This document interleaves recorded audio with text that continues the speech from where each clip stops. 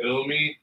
Here with another episode of Behind the Art, live from Sukasa Studios. It's a good stream. We just gonna talk everything art. We're gonna dive into Bro's background, his history, and you feel me, how he's been contributing to the scenes, and also go into some of the inspiration behind our collaboration, but some of the stuff that Bro's working on right now, as we go into the future. And then we're going, you know, take a look at one of our favorite films from the past, but a very good and inspirational film.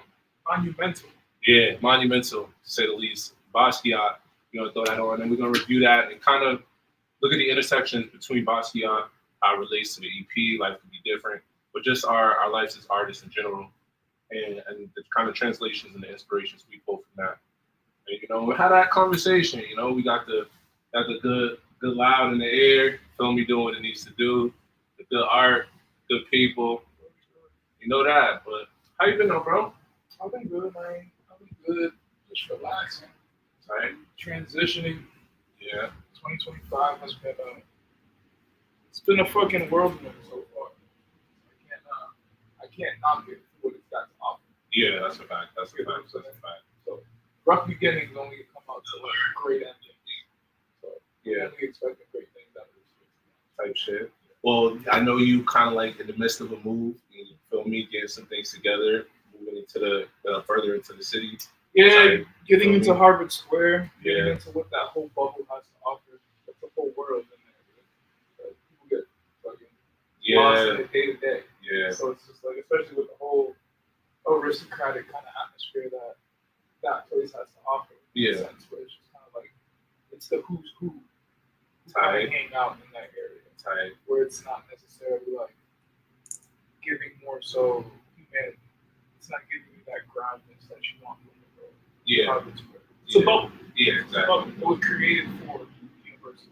Yeah. So moving over to that area is kind of just like, okay, let's see how we're gonna rock with it. Yeah. Coming from where I come from, like coming from here from Dorchester, born and bred, it's definitely different. It's definitely a different atmosphere to. Yeah, it's a different beat. It's a different beat. Yeah. Yeah. So like, I'm used to chaos. I'm used to authentic chaos.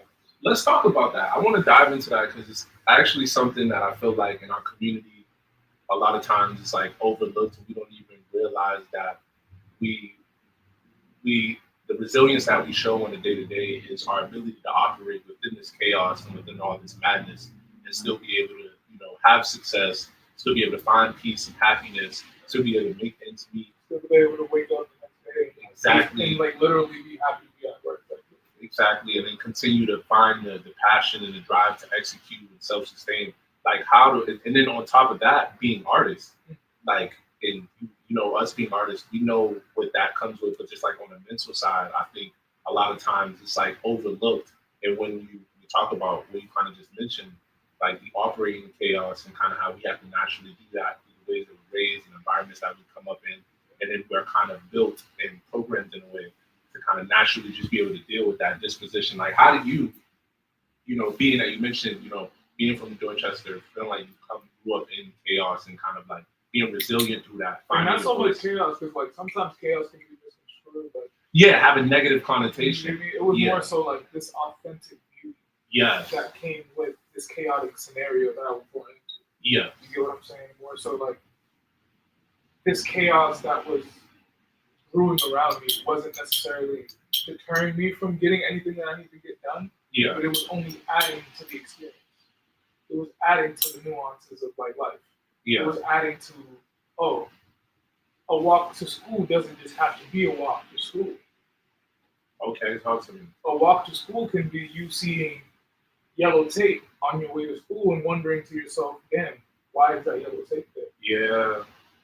What happened? Yeah. What happened last night? Yeah. I was asleep. I was dreaming. Yeah. You get me? For like a better place. But then I go to school and I see yellow tape. Yeah, that's fair. So it's like a walk to school is very different for everybody.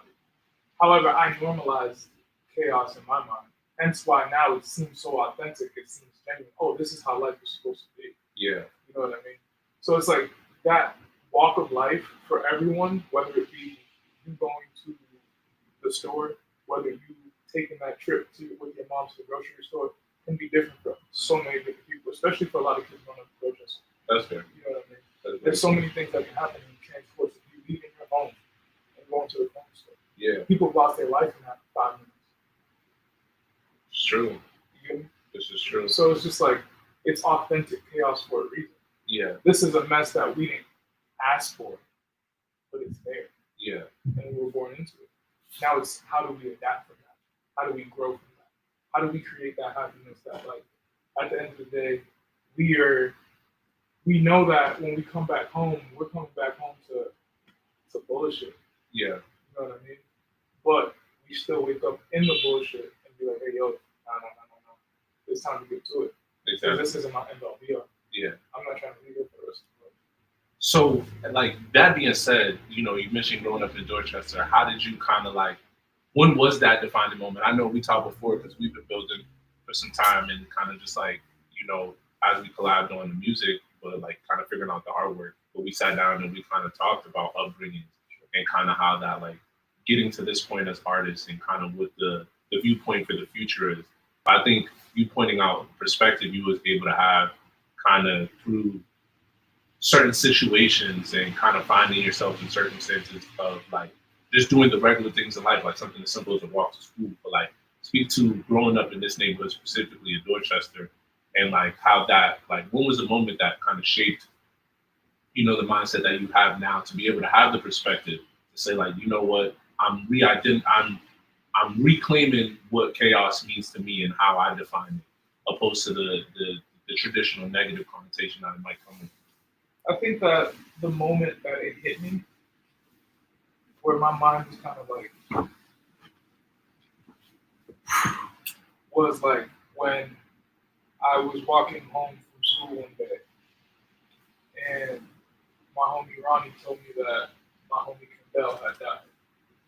And it was just like, it went from a great day, waking up in the morning, going to school, curious about life, curious about what was going on around me, to us going to the Harlem community center, I don't want to be here.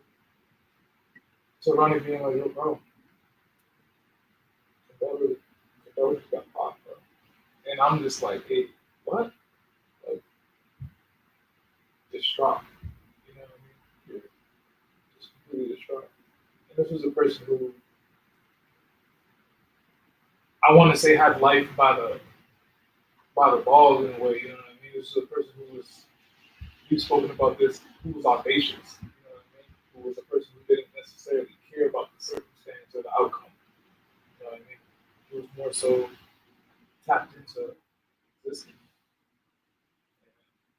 When I saw that, he kind of just like left, wasn't with us anymore. It kind of opened up my mind to like, okay, this neighborhood can either make you, break you, or take you away. And I wanted to make me. I wanted to make me bigger and better than anything and anyone that this world has to offer, like has had to show and offer. Because at the end of the day, no one deserves to live under like these kind of like traumatic situations or traumatic circumstances. And two, one should never have to feel like their days are numbered just because of the environment that they grew up in. Yeah. You know what I mean? So it was a moment of revelation for me where I had to kind of realize like, okay, I need to make it. For him, for me, for my mom, for like the rest of the people who like appreciate life, I need to make it for them. Because this shit isn't promised for us. We can wake up tomorrow and shit will be moose. Yeah. Like we can, and that's the kind of perspective that this neighborhood gives you. You know what I mean? In general, where it's just kind of like at the end of the day, you can wake up every day, see your mom and dad, breakfast, the whole American dream, as they like to think to us, right? But you can go out and you can become a victim to your environment. And that's the part that, like, if you're a person who becomes aware at a very young age of a lot of different things, Yeah. it can trump you up a little bit, make you feel a couple things, for sure, especially if you're aware. Yeah. Nah. You know? Especially if you're like, oh shit, this is actually that. Yeah. That's when things get a little. Nah, you're absolutely right about that. And then you mentioned something that like I want to call back to because it's something that we also have talked about before, but the ability to be audacious. And I think something I pulled from what you just said is also like the like making the most of today, understanding that tomorrow is not necessarily always guaranteed.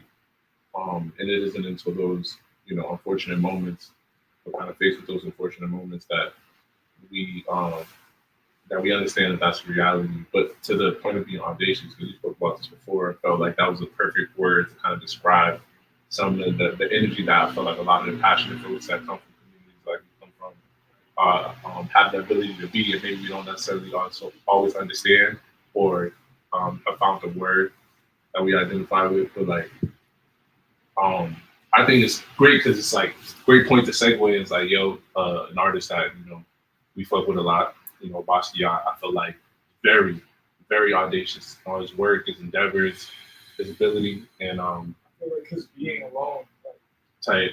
provides a level of audacity that a lot of people still to this day are trying to hone in on Yeah, and understand what he was trying to like give. yeah, And like in reality to the world. Because right now, like he was like I feel like that man was so deep in his artistry yeah, that he never really had a moment to kind of process what he was doing. yeah. Just kind of like everything in the present. Yeah. Like, it was all in the moment. It was never like it was never let me take time to kind of like study this subject matter. Yeah, it's kind of like I'm learning. Like literally, I think probably you could argue that the phrase or analogy existed before Basquiat, but the idea of like building a plane as you're going, kind of like and understanding that and like learning and like foreseeing learning curves too. I think the film teaches you about that a lot as well. But let's throw that on and bring bro in. You feel me? And now we got this joint. Let's see here. Oh yeah, you got us right. Great thing about this film too, it's free on YouTube. So for the folks out there that want to watch Basquiat, you feel me? That joint's on YouTube. That's a good YouTube joint. But I suggest honestly that one and 81. Okay, for the folks that I'm not aware of 81, so you just put me on. 81 is his like offbeat film that he did with his like childhood artist friend who he came up with. Okay. See, we get put on that behind the art. I wasn't even hit. That one's good. Feel me? 81. So 81 and Basquiat. Is that one on YouTube as well? I believe so. See that? Feel me? It's on YouTube too. Go tap in. Nah, but I would say I definitely, and I feel like every artist goes through this, trying to identify their muse. You feel me? See, what would you say? Do you have a muse? I feel like my muse would probably be like the everyday, honestly. The day to day kind of fuels me. Work fuels me. Music totally fuels me. 100%. It's one of those things that like if I wasn't listening to music, I'd kind of be I don't know. One of those things where the frequency kind of brings me to a place. So once I'm in it, I'm in it. Diego can kind of probably attest to this. But I'm constantly listening to different types of music to kind of bring out different moods, bring out different energy out of me, out of people.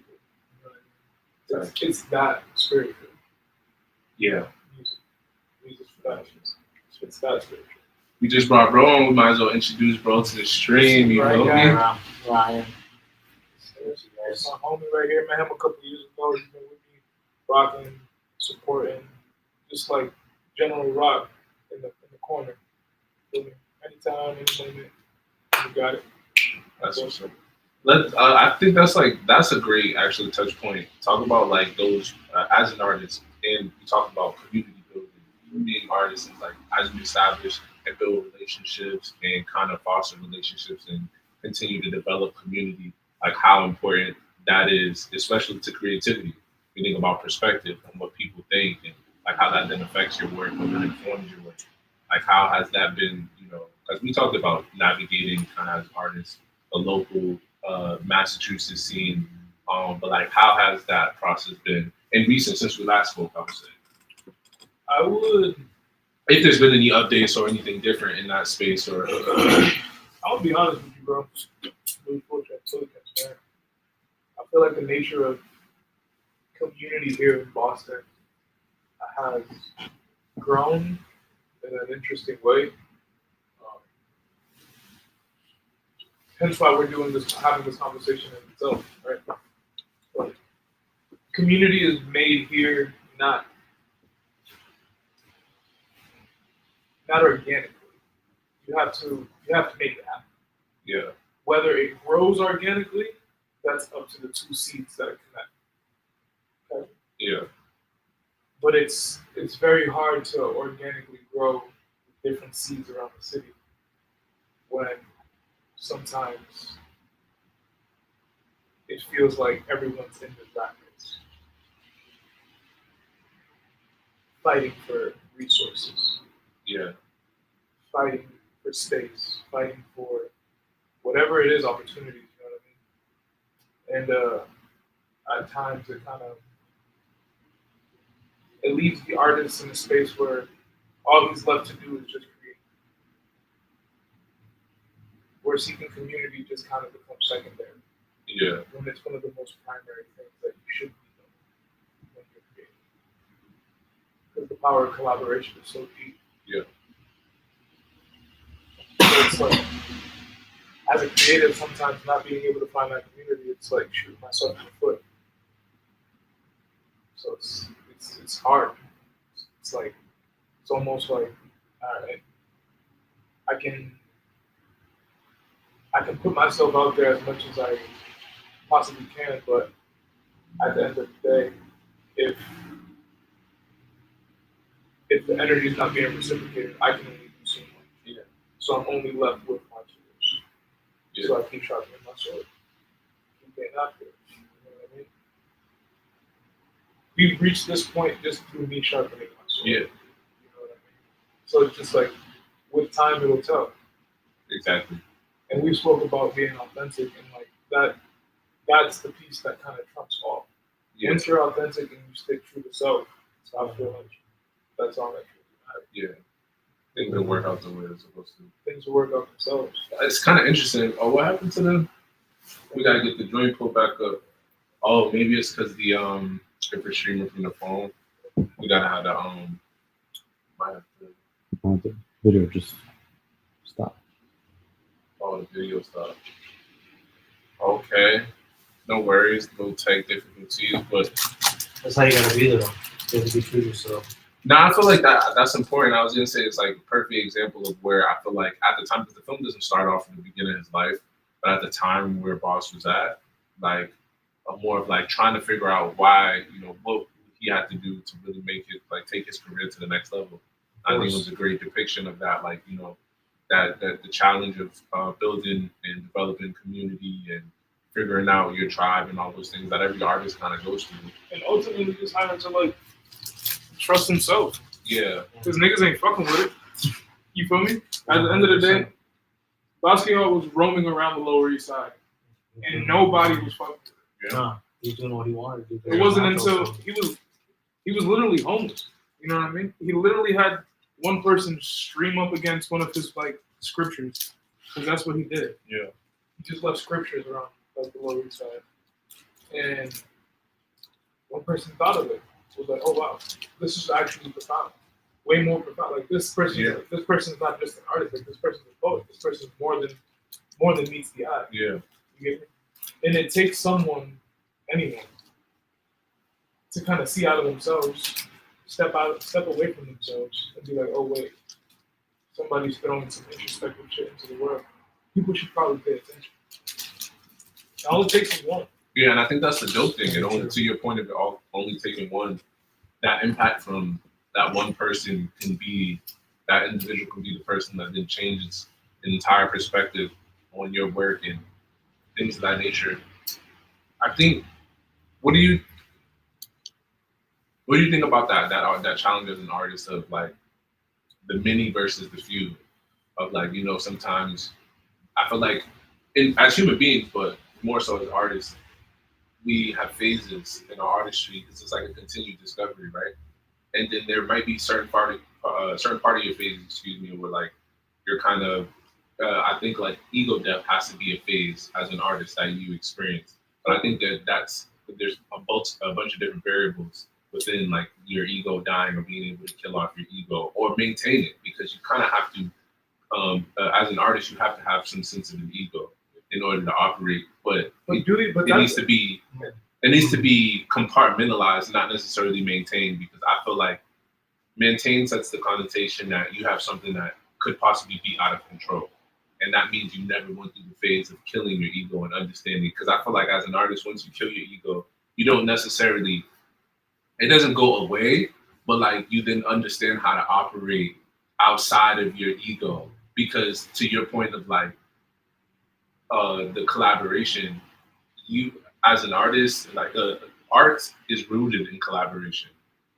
You're mixing things together, whether you're collaborating with another person or not. You're mixing different things together to come up with whatever your creation is, your idea is.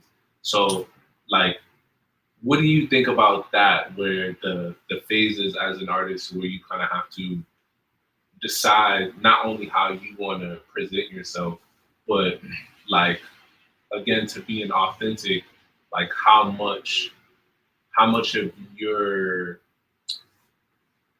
how much you're willing to reshape, if needed, reshape who maybe you are, or How adaptable am I? in kind of like I feel like in terms of adaptability, I'm very flexible, and that's like the nature of my artistry. You feel me? I'm able to move on. So it's like when collaborating with different artists, Jason, another fellow artist that I work with often, he's the one who's helped me render a lot of my physical 2D pieces into Unreal. And we created these like 3D worlds and things like that, where now I'm expanding and like almost like evolving the 2D work that I've created into these new works of art that can now be manipulated and turned into these different pieces and used by different artists to kind of like create their vision and bring their visions to life. So these are things that like I now have like not necessarily forced myself to get into, but more so open myself to the idea that like this will only help enhance and evolve the artistry that I've already created. So that's my way of like kind of coming to grip with collaborating with other artists. You know what I mean? Where it's not necessarily this thing like that. I feel like my idea is being kind of taken and manipulated into a vision that's not necessarily what I want it to be. Yeah. Where now it's being more so immersed into an idea that's grown organically between two people. Yeah. And that all takes time. You know what I mean? Time to learn what it is to work with another artist, time to learn what it is to work with another person in general. So these are all things that me in this 10-year run, like I've kind of just been rolling with and learning, taking things for what they are, and like, oh, maybe that's not how I want to work with the person moving forward, or that's exactly how I want to work with the person moving forward, because everything just felt so seamless. Yeah. And go at peace rather than, man, there was a couple disagreements, a couple but like heads and head situations where it was kind of like, damn, I'm not necessarily rocking with that, like, with the vision that this is worth it, you know what I mean? Things like that of that nature. Is my work going to be valued in the end as much as this exposure is cool or credible? You know what I mean? Is my work being valued by the organization, et cetera, et cetera? There's a lot of things that go into play. I've done a lot of immersive experiences here in the city where it's kind of like the work has been exposed, and I'm thankful for that because it's been able to give me different opportunities around the city. But sometimes the breakdown behind the scenes isn't as seamless as everybody would like. Yeah. More so the artists. Sometimes on the organization standpoint, things are running exactly how they want it to run. Yeah. But for the artists, sometimes we kind of take the short end of the stick.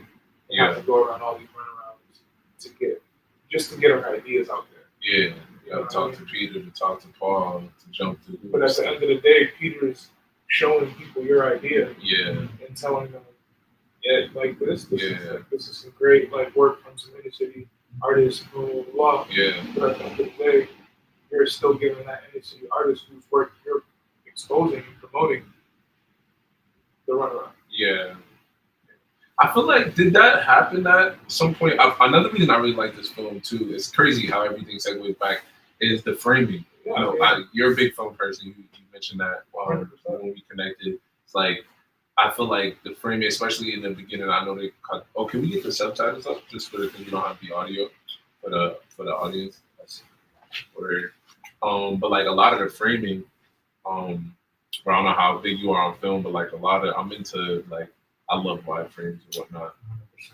Yeah, They're the best. yeah, No, honestly, because like the picture that you get from it is it's 10 times better than like the quality that you can put out now. yeah. I like. That's why Hateful Eight was so great. Right? Yeah, I'm not gonna lie. I didn't get all the way through that. Oh man. I didn't get all the way through that. It's a long one, but take your time. It's a that's a joint with Samuel. Yeah. I didn't get all the way through that. There was another Samuel film. Eli Roth, Quentin Tarantino. Yeah, that was like a stacked one of those stacked ones. That was kind of like the Expendables cast, kind of like in the sense of star-studded. In a more eclectic way. Yeah. But it had that was a battle royale style joint. Yeah, where they all kind of get Channing Tatum comes out the basement. Yeah. It's like hoorah. Yeah. What the fuck? Yeah. But you know what's crazy? That's not he didn't do that in that recent movie, Blink Twice. He was in the whole movie for Blink Twice. But no, what's the other thing? Battle at Casino Royale. Yeah, he did pop out. And it's like he's been doing that a lot. But I mean, he's one of those people who's like he's that multi. Yeah. He can throw it on. He can throw on any hat. Because he go from 22 Jump Street to what was it, Dancing Mike or something like that? Magic Mike. Yeah, Magic Mike. Yeah. It's crazy. I mean, that's how you really do it, though. Yeah. If you really want to do what you want to do, you have to expand yourself. You got to get into things that are going to make you uncomfortable. Yeah. If you don't, then you're not truly expanding. You got to be comfortable with being uncomfortable. Exactly. Yeah. I feel like when we think about some of the like blockbuster films, right? Magic Mike was definitely presented as a blockbuster. Could we see anybody else playing that role? I think that's the interesting thing about film, right? And that comparison to music. When I hear sometimes, and I know people, like not just myself, but like people will feel like you hear a certain song, like I could have made that song or something like that. I feel like yeah, movies is like one of the movies, like traditional art and painting and like sculpture work, like artisan. There's like very few mediums where it's just like you can't. Yeah, like it's like the same thought that Robin Williams could have been. Yeah, come on. Yeah. Come on. Like Robin Williams could have been the Grinch, but that no one else could have been the Grinch. Yeah. Exactly. You know what I mean?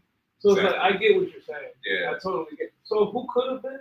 Like, I think it was him, bro. That role. Exactly. It was like honestly, in all honesty, the way Hollywood works, that role was probably curated for him. Yeah. You know what I mean? Put together. I'm thinking when I guess in hindsight, I think of Ryan Reynolds could just because that's fun. And just because of how Ryan Reynolds kind of you gotta think like young Brad Pitt, not or maybe like okay, or Owen Wilson, or like a Tom Hardy. Okay. No, you think about two funny people.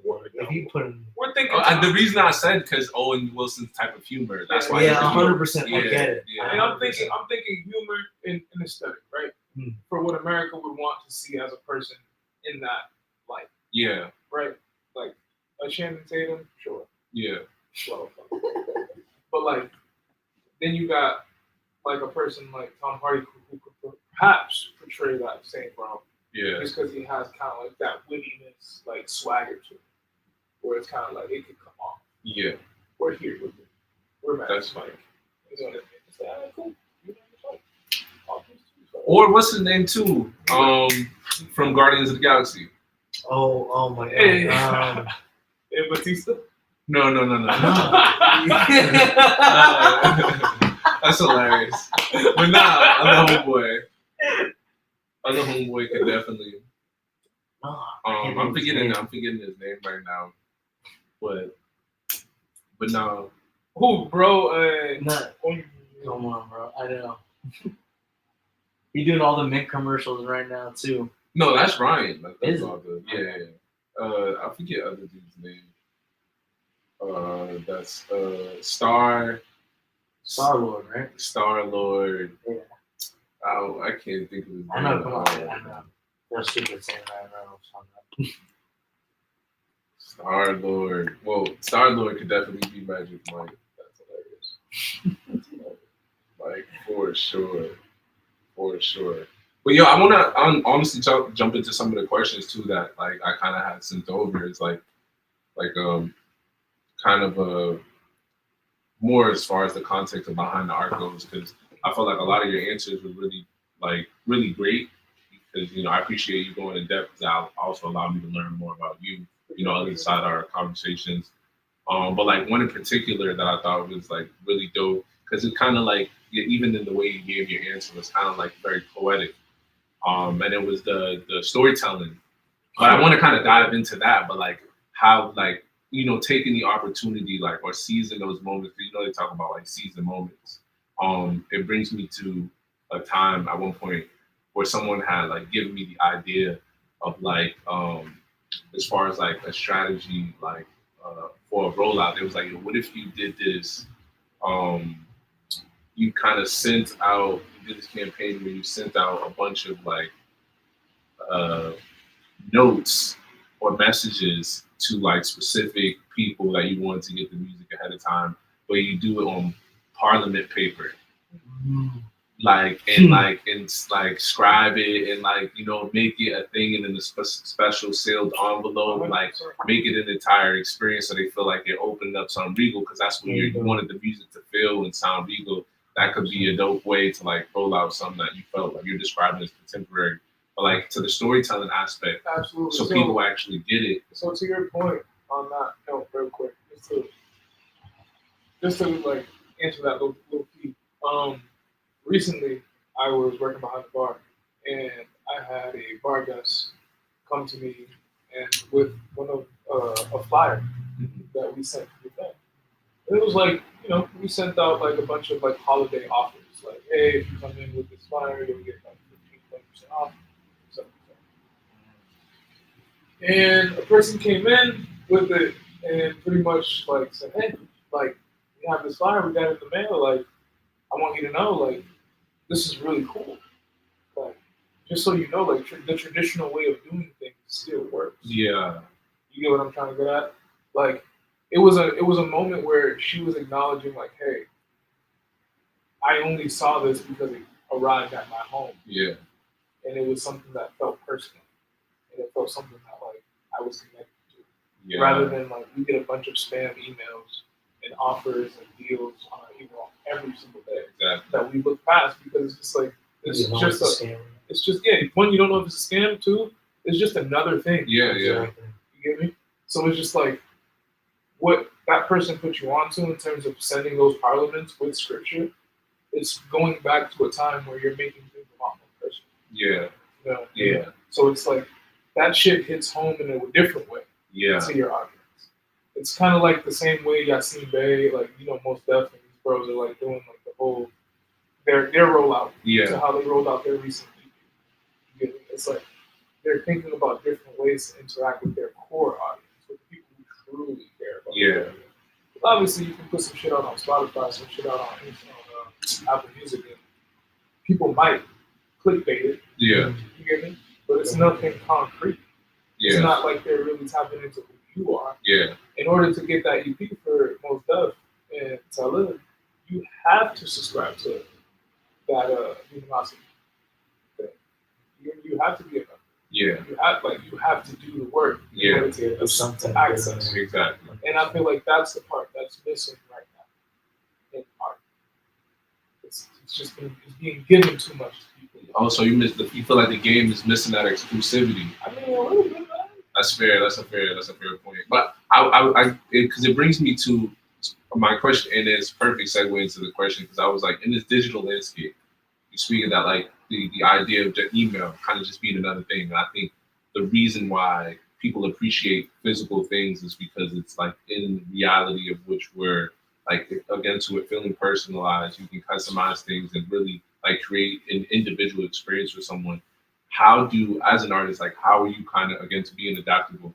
How are you now approaching, especially being someone who's one of the traditional forms, operating in this time in this space where a lot of things are digital? I know you spoke about some AR, VR work that you've done in the past and like building immersive environments like that. But like how, like even talk about that and like that experience, like it took me a ton. It took me a lot to even get into that space to even want to do it. Would you encourage artists to 100%. Every single day I do it. I would tell them to just get into it because if you don't realize how much you're hindering yourself by just like only subjecting yourself to pen and paper sometimes. Like, don't get me wrong, it's the best way to express yourself. Pen and paper, paint on canvas, physical form. It's the best way. It's not. But there's just ways to enhance that work in a way that can be manipulated in a way where you can now turn it into you can turn it into a different form of your vision. You know, Yeah. You can turn it into a different form of what you want to see on a screen, even sculpturize it. Like there's paintings now that I know that I can 3D print, and I didn't realize that. You know? Yeah. So it's like there's things that like when you learn, the more you know, the more you know. So it's like, damn, okay, I was thinking about this all in the reverse. Like the more I put into pen and paper, the more I put into my physical, I can expand that even more. Now, thanks to a lot of the digital resources that we now have.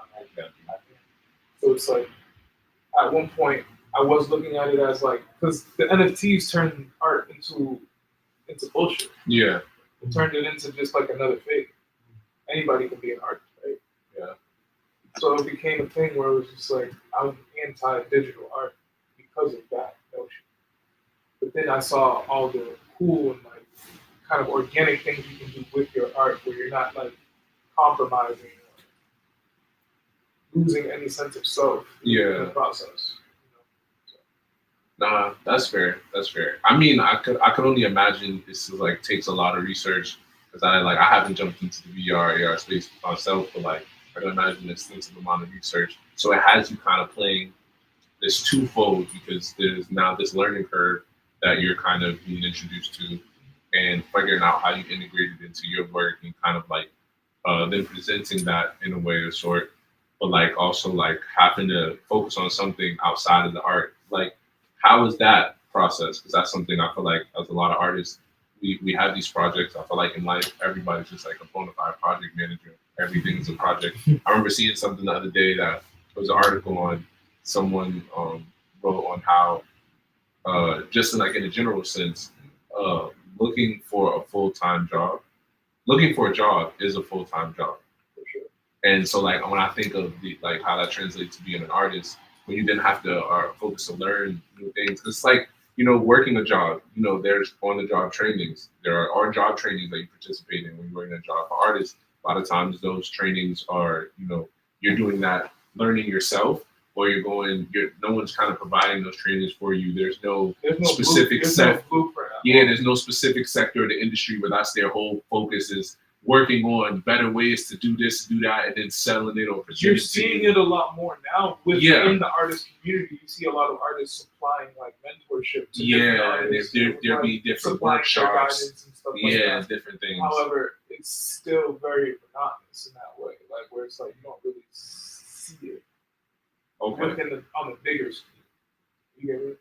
You don't see like to your point of like artists don't necessarily have that listed out, kind of like that pathway to success, just like more so like let's say an accountant may have. Like, it's like clear. Yeah. And you will get this. artists. Yeah. For an artist, things are way It's- more unorthodox. Yeah, You it's just have an to go about unpredictable life.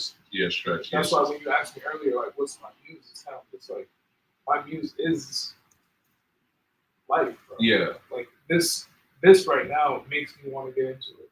You get me?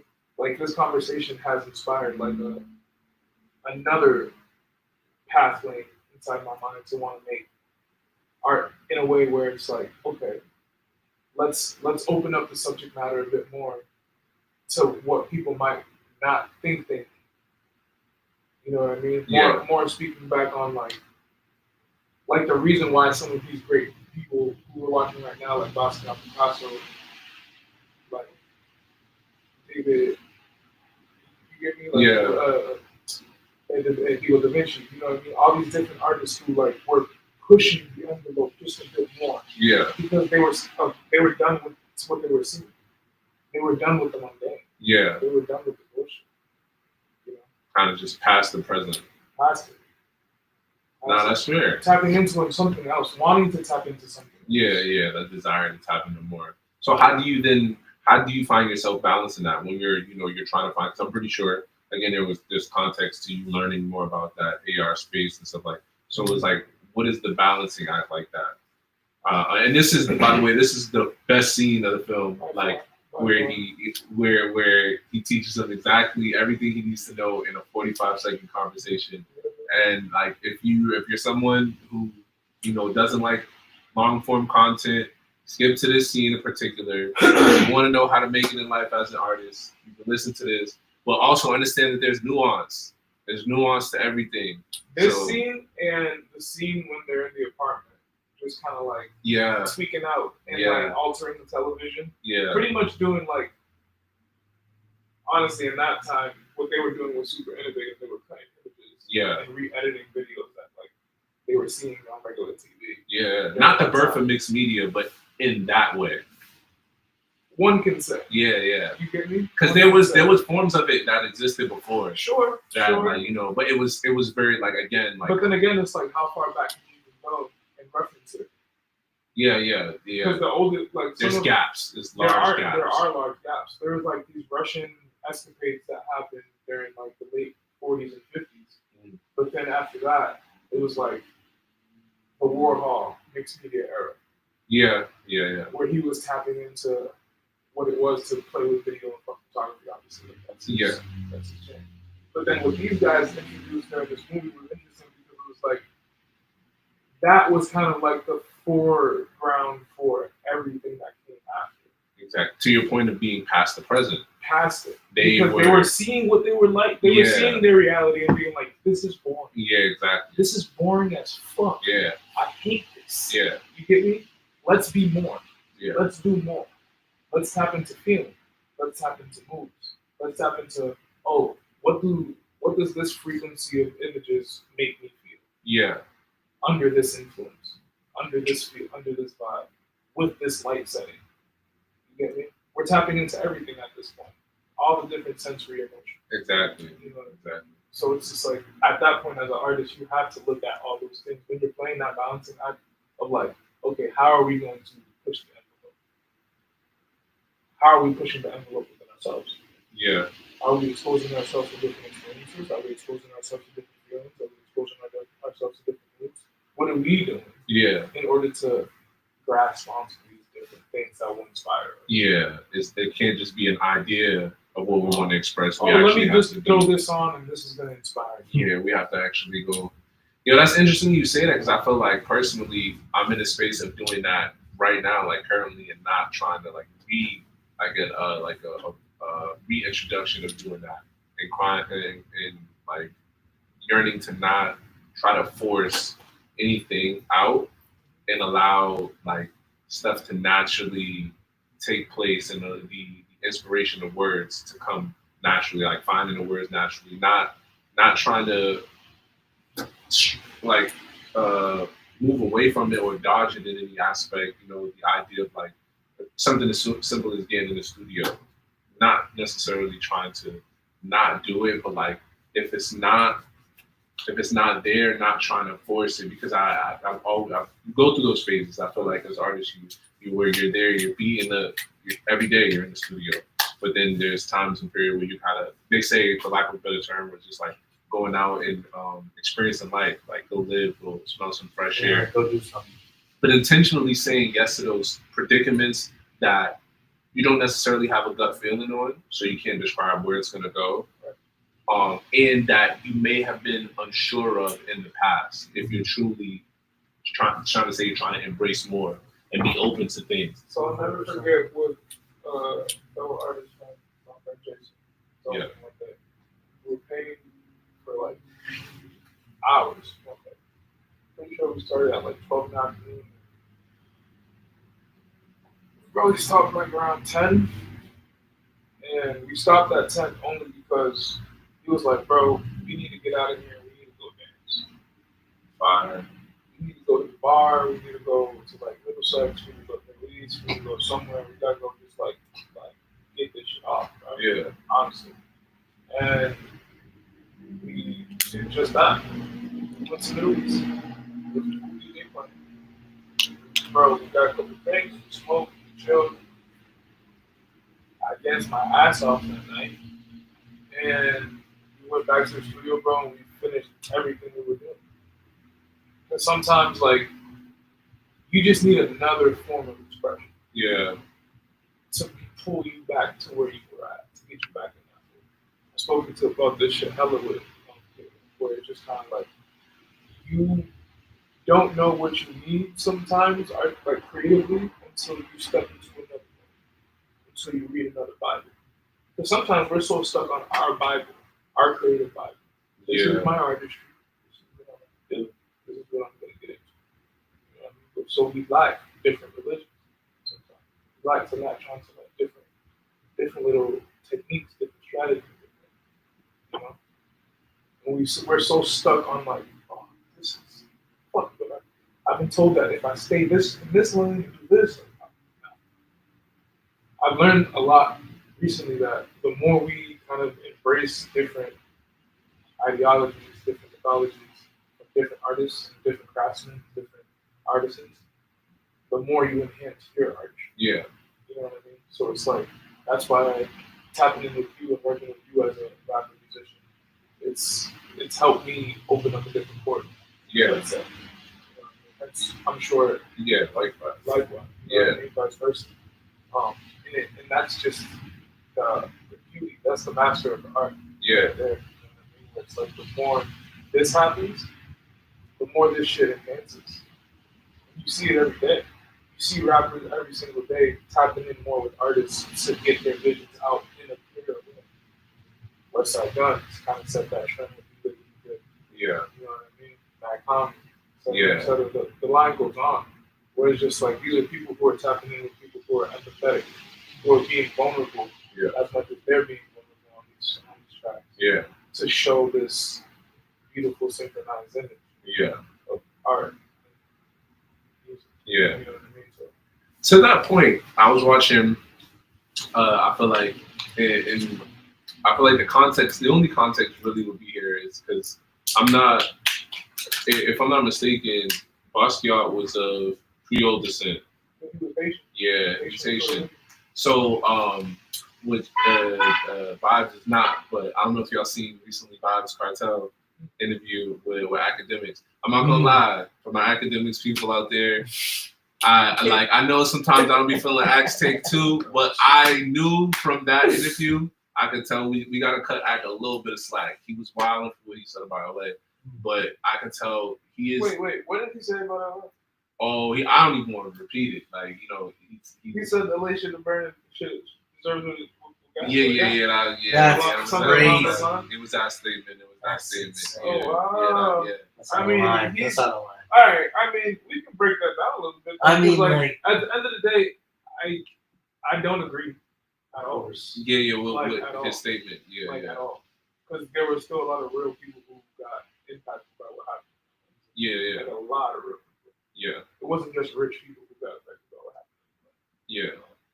And some of the rich people who did get affected by it in LA are like some really cool people like Madlib. Yeah, rich or poor, I wouldn't wish that on anybody. Exactly. So It doesn't matter if you're my worst enemy or not. I don't care. everybody in that area that's affected, No, of and course, those who have family members that are affected as well. Like I hope folks are able to, But take what advantage is of the but what resources did he that say are out about there. vibes? Well, no, he did an interview with Vibes, and that's why I said cut act a little slack because I could tell in that interview that he is a true journalist. He is a true fan of media, hip hop, interviewing artists that he loves. Like quote on he loves, like emphasis on he loves. He's big on that. Yeah, the folks that he loves, he will do his due diligence to make sure he provides us the best and most informative piece of journalistic content, culture, and everything. And he did just that with that Vibes interview. I feel like it was one of the only really interviews that I've watched all the way through with him. But we just we've been saying free up the world boss for like so long to not see him free. It's I wasn't, bro. It's to the point, bro. I'm gonna come clean. I was in Costa Rica. Okay. When they made the when news? Vibes became free. I was in Costa Rica. When did you see it? I was in the car. It was on the radio. That's crazy. So I'm listening to this Costa Rica radio hard. station, right? And they're having their reggae hour. Yeah. And it happened to be that Vibes had gotten released that day. So they're like, boom, boom, boom, boom. Yeah, it's free. Like, bro, they're going crazy for this, bro. Yeah. Mind you, this is like what he got released end of summer. Yeah.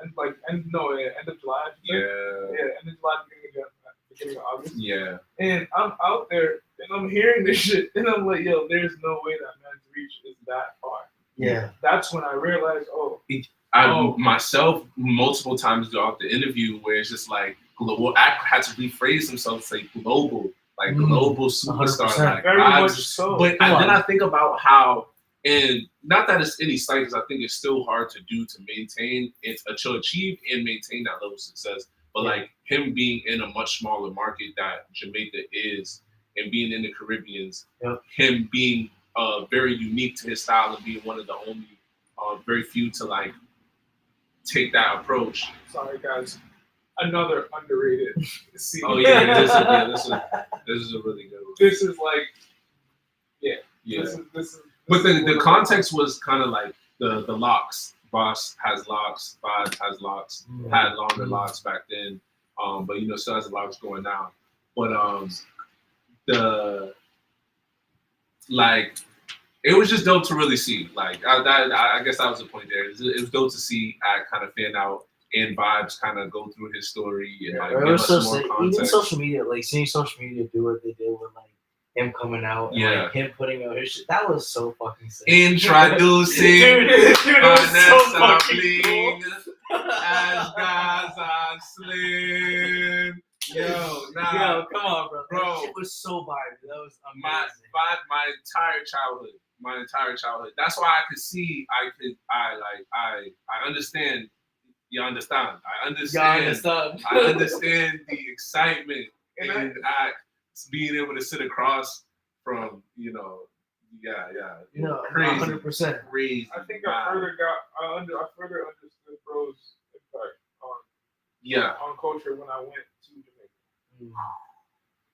When I went to Jamaica, I gotta get over there. That's when I understood. Okay, this shit with bro isn't like you got people out there who emulate. Yeah, like to the Michael Jackson effect. That's what. What's his name? Act was talking about. He's like, yo, one of the very few. He was like, if you think about it, he just started combining. He said, if you compare you to hip hop, and he just started combining a whole bunch of rappers together, like almost Avengers. It was just like to make up what Vibes does for the dancehall reggae genre. Yeah, it's fucking huge. It's actually he is solely like the heart of it. Like, he branches from everything. Yeah. Like it's amazing. Like, and you hear it through his music. 100%. I don't care when you venture off to like this beat to you hearing this type of thing in the background. It all ventures back. All the newer modern rhythm patterns most likely have some type of DNA back to bro. Yes. Yeah. At least 100%. The ones that are popping. Yes. For sure. For sure. He even talked about like, his process, like being incarcerated and how he, like, I think that's great because I think it ties into this. We see some of the constraints and the challenges that Boss has to go through to create like living situations, financial situations, like, you know, trusting in people and then finding out that he couldn't necessarily trust in people. You see that with Vibes. He's talked about it in his story and how he's been triumphant. Like, can you speak to that as an artist? To like, not necessarily like the mistrust with individuals, but just navigating the challenges on the day to day. And I think we kind of spoke about it earlier, but like in the context, like, you know, Boss's example could be homelessness or Vibes can be incarceration. Like, do you have a specific example for you, or kind of just like? I think for me, as an artist, it's always been restlessness. Oh, okay. Restlessness, where it's just like that whistle, bro. Expand. What you mean by that whistle when the road calls. So it's like when it's time to venture out. And sometimes the universe will place that whistle in ways and sound that alarm off in ways where you weren't ready to hear it yet. But when that whistle falls, it's time to listen to it, bro. Yeah, that's fair. So it's like, as me as an artist, I feel like that's always been my biggest difficulty, because every time the whistle calls, I go, and I don't necessarily take the time to ground myself and position myself like, yo, all right, you've already built a lot here. Continue to build off of that. Don't just jump and go to the next place, because sometimes I can throw off your down. Yeah, I can throw off your energy. I can throw off what you got going on. So it's like, sometimes not all motion is motion. Yeah. You get me? Yeah. Sometimes you may be moving, but it ain't motion. Yeah. It's not necessarily motion. You're moving. You're placing your body in different environments. Yeah, you may be gaining certain insight, but what are you gaining for yourself? Yeah.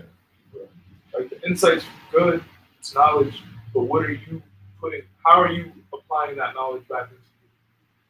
So it took some time for me to realize, okay, I'm putting myself in different environments. This is cool. This is amazing.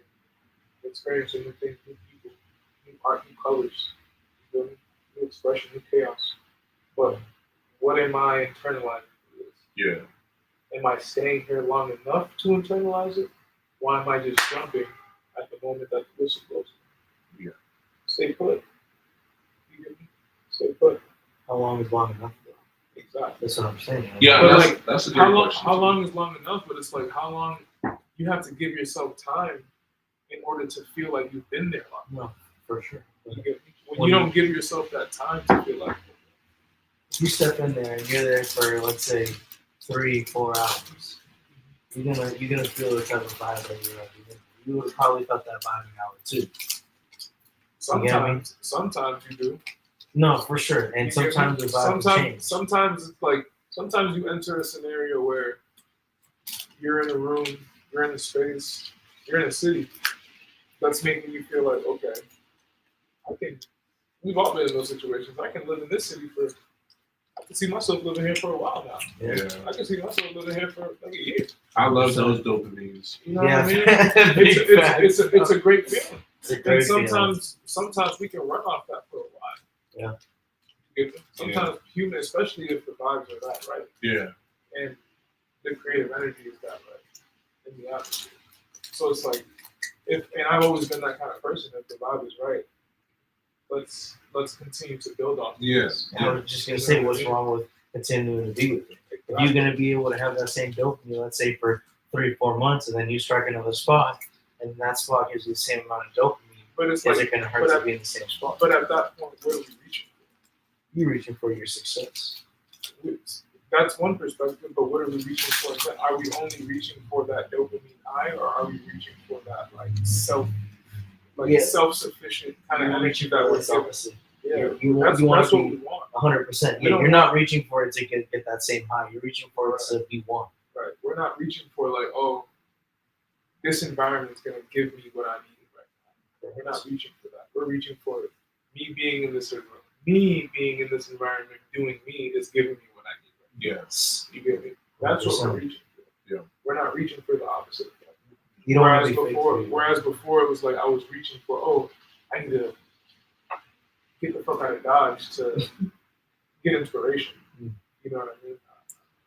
I think that's interesting because that's what bro experiences like after he realizes that he doesn't see it art in the way that he'd like to see it. So he then creates a new way of seeing and then needs to figure out, okay, well then how do I fit in?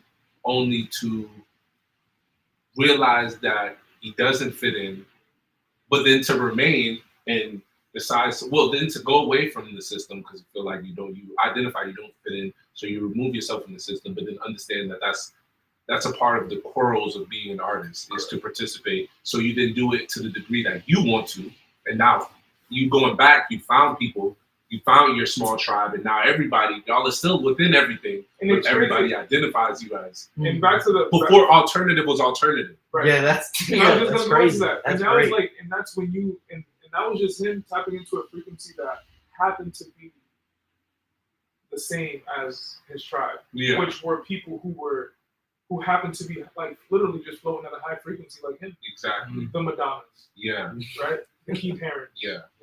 The elite. But there was just nothing to identify them as a group yet until he became popular. Or not even more so that, because Madonna was Madonna, man. Well, I would say like there was no throwing eclectic, there was no throwing like grouping them. They were still individually. I feel like when they helped each other so much. That's why I feel like they started helping each other when they found out about each other. 100%. And then that's when they started calling them, okay, these are the alternative people. Magazines, like there was editorial birthed out of their 100%. Collaboration of just being seen with each other at different award shows and movie screenings and red carpet events. So like sick. Them just hanging with each other gave people a different perspective on how we could see art, entertainment, and culture. 100%. That's why you can have a Harper's Bazaar magazine now. Now let's fall back into who we are as people, right? Yeah. And it wasn't until a person like 5'5", right? That's very fair. It wasn't a person until like 5'5" went down to the Lower East Side, to the Soho district. Yeah. And was like, yo, let's bring MTV down here. Yeah. No, big facts. Let's bring MTV down to where the life is really at. Yeah. Because this is where culture is really being made right now. Ludlow. Ludlow. Yo, bro. Yo, trust me. When you spoke about that city that gives you those endorphins, that dopamine feeling. New York is 100%. Like, when I touched the soil, top 3, bro. As soon as I touched the soil. No, when you're driving in and you go through and you know you're in New York, you fucking get that feeling. That blue sign. 100%. Yeah, it does that, and I feel like. To be honest, I get the same feeling about certain areas in Boston too, because I say that like a lot about, or just in Mass. Like I say that a lot about Cambridge a lot. But like I love the Grove Hall area. I'm starting to find more of a love for Ashmont now. Like as I spend more time in Dorchester. I grew up a Roxbury kid. Ashmont awesome. But I'm starting to fall in love with Ashmont more. I've always loved the hustle and bustle of the Upham's Corner area. But I've always been like a little Roxbury kid, so like even growing up in like, I guess quote Upper Roxbury, but Grove Hall area, I love the South End and like you feel me? Like I feel like funny for calling Grove Hall the Upper Roxbury. You feel me? Because they say South End's the Lower Roxbury, so you feel me? I must be the Upper. I guess. I guess. Like, you feel me? Technically, you feel me? Type shit. Looking at this shit as like the whole map. Yeah, you feel me? So, but not like I love the feeling of like South End. It gives me like the brownstones. I love the brownstone. I love the like. That 40s, 30s, that 30s to 60s aesthetic is still there. Like feels alive. That regalness, like you feel me? And people forget that shit, or they don't understand what an American Dream actually was. Yeah, I was like they don't because nowadays American Dream is fucking what it meant to other generations.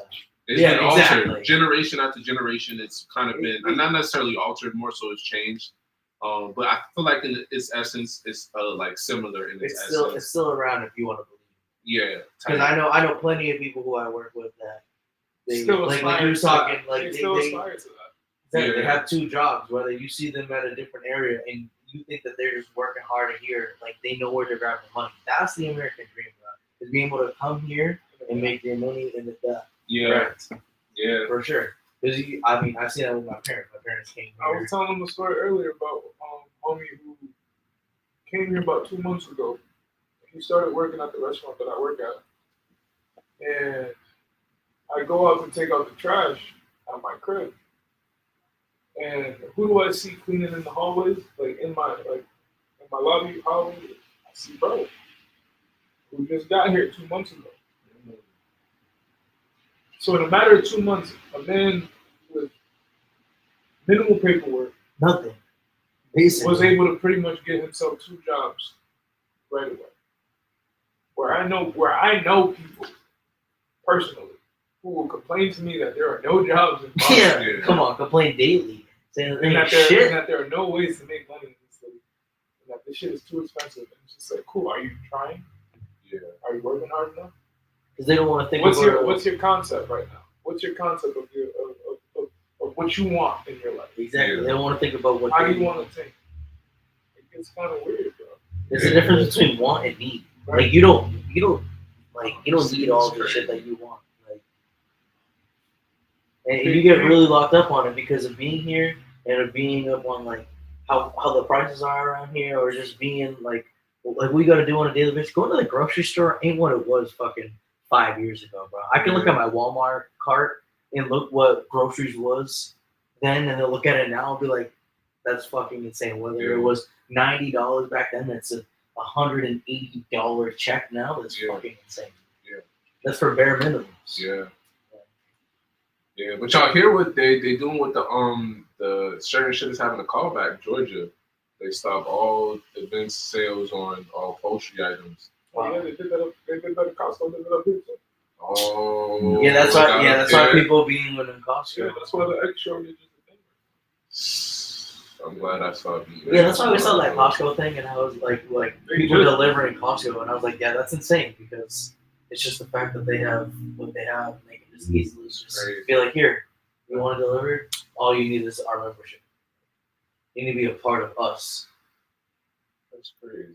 But most of these wholesale retailers are doing shit like that now. Shit, fucking Restaurant Depot is on Yep, 100%. That was unheard of. Like 5 years ago, basically, you would only have to have the Restaurant Depot card, and there would be big businesses going in there grabbing whatever. And now the fact that people can go in there and grab it, it's losing a lot of business for a lot of those people. Because they're not only making it for themselves, whether it be in a bodega or in some type of shop. It's like they can feed it to their families and not have to go work that much. And it's at such a percentage price, it's a no-brainer to go in there. So let me ask you, bro.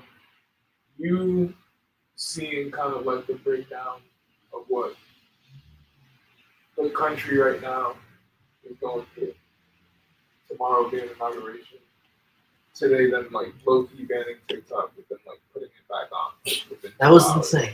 Like 6 hours. You seeing, like, 6 fucking hours. With you seeing all this shit that's happening right now, and you being an artist and you being a creative, do you find yourself in a position where like your art is now calling you a lot more?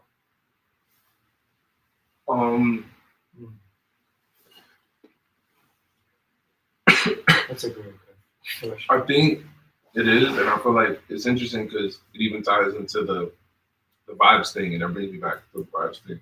So like, excuse me, to make it all make sense of full circle, he talked about this balance between art and commerce, and like you have to, you know, to when he talked about how he has achieved his success and how methodical he was in his process and knowing and kind of having that foresight to see where he was going and everything, despite everything that he's been through, to kind of know and wouldn't have done it any other way because he wouldn't be where he is today. And kind of like understanding that being someone who feels like as if, you know, I'm like, you know, strongly as if I'm of a similar process to my earlier point of like, I do feel it's calling me, and I do feel like there is a lot to be said and what I'm kind of going through in the day-to-day and how I've shifted and kind of how I want to move as a person now being like, having grown, like experienced different things and kind of learning, feel like I'm actually becoming more educated on just in general, like, but most importantly on myself and kind of who I am. And I feel like for what we've been seeing has been happening for a while, and I feel like it's like this same old tale. But like I feel like I'm at a point now where I'm approaching the words to really describe this in a way that I feel like not only is going to translate, but like will also be an updated version of where I was when I think about like down to the technical aspect of like technique of my lyrical ability and what I'm able to do in that aspect. I feel like when I actually come across the words, it's gonna be it'll be a lot different. I'll be a different version of myself than when I was 22, 23, 24. Because you put it in right now. And I feel like I'm allowing myself to go through the experiences naturally and really grow and develop and not change anything, but not force anything, if that makes sense. Sure, at the same time. But I feel like it is a natural calling to speak on what's going on in the world now. But I feel like also finding the most, not just authentic, but I said I challenged myself at the top of the year that I want everything that I do to be more succinct. Authentic was perfect. Now you hit it on the dot. Honestly, you want to put it onto who you are. You don't want to change anything about you. Like you want it to be you and only you. You don't want it to have stem from anything else. You want it to be as raw as it can. So authentic was spot on. Yeah. And I do want it to all be not just beyond cohesion though, like in the way that it is delivered to be succinct. I think with that being said, you hit a couple notes where it's just like you don't necessarily have to talk about it. Like just like that's exactly where I feel where I'm at with my artistry too. It's like I don't want this like I have a lot I can talk about and create behind the subject matter that's being presented to us right now in society. Sure. They're giving us a lot to talk about. Yeah. But I want to tap into something different. Yeah. Where it still gives that rawness of the state of where we're in at the moment. Where it's just like, oh damn, this is someone who's speaking about something that we need to be listening to rather than tapping into what's going on in the real world. Yeah. The fake news that's kind of being propagated to us. Yeah. It's actually crazy how much bullshit we're getting spewed. Because you naturally, I feel like I think the best way to describe it is the rapping from my point of view in the experience of what's happening now. So opposed to it being a newscast, a direct like narrative of what's happening. It's kind of like you're in it, like you're not above it. You're kind of like you're in it because I'm in it. Like these are the things I'm experiencing. So if I talk about something that's happening, whether it be a world issue, like I talk about it from the lens of how I received it in my actual life. So if I found out about a world event on Twitter, then I'm gonna talk about it, how it affected me through the lens of how I found out about it, and my direct relation to it, and then really create from that standpoint. If the words come to me to do so, if that's the direction that I'm going to, just using that as an example. Yeah, but you can find it through any other app. Exactly. Where it's coming from. I could find it through word of mouth, and just like whatever medium it comes through, and not just be an example if something's coming through a specific medium, but it could be a dream. Yeah. Like it could anything could be anything. But like it gotta really, I guess I'm at a point to where it's just like it's gotta move me because I feel like there is so much happening. So what do you really speak on? Like it's what affects you. It should be stuff that moves you. It should be what moves you. Because if it's not, then I don't. I think we should be concerned about everything. We should be concerned about everything. This is a lot going on. But because we just come from a culture, specifically, just speaking to our communities a lot of the time, we're not always as educated on the things that we're speaking on. So that being the case, I think we should speak on the things that move us passionately, get educated before doing so. But other than that, you should be concerned about everything. Correct. You're going to be passionate as long as you understand what you're talking about. Yeah, exactly. Because if you don't, You can look stupid. And if real quick. you're truly passionate, you would understand what you're talking about. Exactly. Because you're passionate about it. So you're passionate people don't go through the research. They say like you can know a million things, but it's better to just know one thing. Bro. Yeah. Big facts, bro. You feel me? It's like Big facts. You can know a million things, bro. But to master one is a beautiful Yeah. example to bro style. So many times they told him like, "Yo, why don't you try this? Why don't you if you did this, you would be." I hear you want to know how many times I hear that on a day? It's like, yo, it's like, You know how many times I hear that on a day? feel me? That's a perfect example of how you know you're on the right path to just continue doing what you're doing, bro. Continue doing what you're doing. Just patience, bro. Yeah. Is that and like it's not that word wouldn't help you, but it's just Just keep on going. He doesn't even care. The fact that they really got someone that looks really like Pretty Yeah, close. like, Yeah, it's naturally. dope as Yeah, fuck. David It's Bowie really really looked like it. Which is crazy. dope. 100%. him and Stephen King kind of resemble each other. It's just face wise though. Like, obviously nothing. Yeah, I was like, Yeah. Just face wise. This is an interesting part of the film. This is a big industry breakdown. Yeah, this the whole aristocratic vibe. It's like, yo, artists, you want to know how the aristocratic vibes and the hierarchy, patriarchy, bureaucracy, all the C's, all the isms, all the twisms, No, legit. and the lisms Right here. in this one scene. That's again nuance. Watch this film, understand this nuance. And there's also Google. You You have, don't like, know major, nuance. you have, Yeah. you Do have your a major Googles. gallery owner right here Yeah, who's telling him to loosen up and calm down. yeah. Whereas the other woman is like his curator who's kind of telling him what He needs to be he doing. needs to be doing and how he needs to be presenting himself. And he just kind of wants to be himself at a place where he's creating all the art that's around him because it's his, like, yeah, but he wants to be him. that's the best part about him, bro, is because he never stopped being himself. He never stopped No. doing the things like that made him Yeah. to make other people happy. He didn't want to. No, he wanted to, like, right now, he's about to give a piece away that he promised to somebody else. This person, who's super sad because he said that piece was for him. Yeah. But his gallery owner sold it to somebody for X amount, right? Yeah.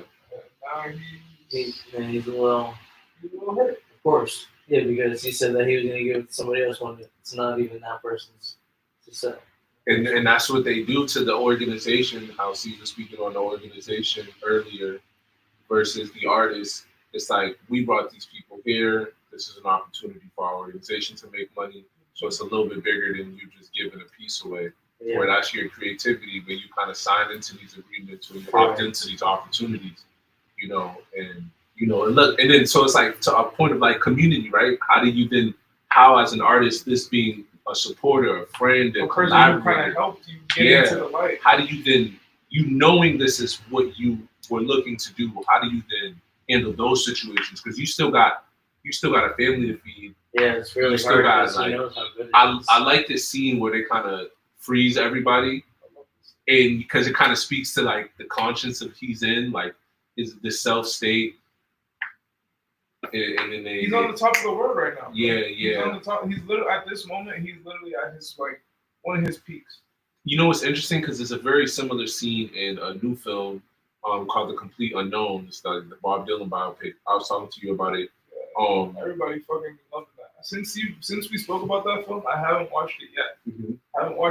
But been hearing about it. But everybody's been raving about it. And I'm like, you guys haven't watched Dude Cox? Because like, bro, it's like the It seems like the Walk Hard, the life of Dewey Cox Yeah. is literally the story of Bob Dylan. It's a parody of the story of Bob Dylan. Okay. So after I saw that movie, like I tapped into who Bob Dylan was as an artist in general. Yeah. So it was just shout out to Bro from Step Brothers for making not Will Ferrell, but the other guy. Who's the other guy from Step Brothers? Oh my god, the same guy that's in Talladega. right? Exactly. Oh my god, I can't Shake think and of bake. Yeah, shake and bake, baby. You You ain't first, you last. Yeah, you're not first, you're last. Oh, If you're not first, you're last. And there's only NASCARs around this mug. That's that's crazy. That film was Such was that a good- PG-13? Yes. no. Yo. Yes, it was. It was PG-13. It was not rated R. Wow. Yeah, it was most definitely They got away with PG-13. that one. Exactly. There's a They lot of, were but you know, but blind, they bro, always blind. tested it. They always tested it. They Yeah. were always on that PG-13. Bro, Will to Ferrell's rated wife, R. him and Will Ferrell and his wife in that movie were like the most. Oh my god, Yeah. that was outlandish. Yeah. Them sitting at the table and them just praying and be like, "Hello, mom, mama, my kids, my boobies. I love them boobies." You tell me that doesn't strike you to be put on a different rating? Shut the fuck up. Crazy. Yo, speaking of, since we in the film bag, that was one of the questions. It was like favorite films. You gave a few. Like, I want to read off of some that you got, but like, I even wanted to break down how, like, or get into how some of these films kind of inspire your creativity, or if you have specific moments in your life that kind of connect you to these films. But you listed like Natural Born Killers, Pulp Fiction, Do the Right Thing, The Goonies, Belly, Shadas, Toy Story series. That's what I'm saying. You feel me? And I feel like let's just stop there for a sec. Toy Story is very underrated. Very It's super underrated. And People I feel forget like that it's Disney. people underestimate how formative of a film it is for your childhood. 100%. Toy Story 3 had a chokehold. I was crying at that. It was the beginning of imagination. 100%. That is it, yo. You Yes. took the words right out of my mouth. I said the beginning of imagination. Like, that is when it gave you the opportunity and the ability to imagine the thing. 100%. You Pixar should knew what the imagine. fuck they were doing. Yes. Exactly. When they made that one. Exactly. Okay, so we're in the consensus. You feel me? I'm in That for first Toy Story business now, we're so watching. consensus. I like I that. mean, and he was, just like, and then the fact of like him just, just walking away or falling asleep, that it's a whole different world behind there. Yeah. You literally fucking imagine that. Yeah. Like, that's so sick. I used to think about that shit. Yeah, oh, Every come on. What was your favorite Yeah, characters? bro. What was your favorite characters out of the entire series? What's your favorite character? Mine has to be the aliens. Oh, In big. the beginning, I love the. when they're at the Let's say arcade. Slinky Yes. Dog, but The Slinky Dog, my favorite were the Toy Soldiers. yeah. The Toy Soldiers were my so goons good. because Yo. they kept shit. Yes. Exactly. Look. Let's go. But then Sid. Sid was 3. Come on. Yeah. Yeah. Well, Sid was the bad kid. Yeah. Sid was 2. Sid was Oh, 2 and okay. Sid Yeah, was So Sid was 2 2 and and 3. 3. Yeah, because I was gonna say Yeah. I remember 3 Sid. Okay, Sid was okay. funny because I remember going through that stage that Sid went through Mhm. of not liking my toys. Yeah. Ah. I understand. Wanted to do what you wanted with them. Yeah, and hating them and like wanting to like yeah. And Oh, I- Sid is dude next door. Yes. Yeah, Yes. the one Black who got some Gothic. Andy's That's toys. Gothic. We're Yeah. soft at. Sid is Yeah. Gothic. No way. Yeah, Yeah. it's the same thing. You kind of reaching in on like you want to add Monsters Inc. into this because Yeah. then you put in like the monsters under your bed and then 100%. that shit. Because And then they you- played with that. And then you have the nuances between how they mesh. They those mish two. everything together, bro. those That's two movies Disney in together. a whole, bro. They always love to put Yeah. the Easter eggs into each movie It was to be cool. like, oh, this. If you're watching, then you're gonna see that. They played started on. the post-credit scene Yeah.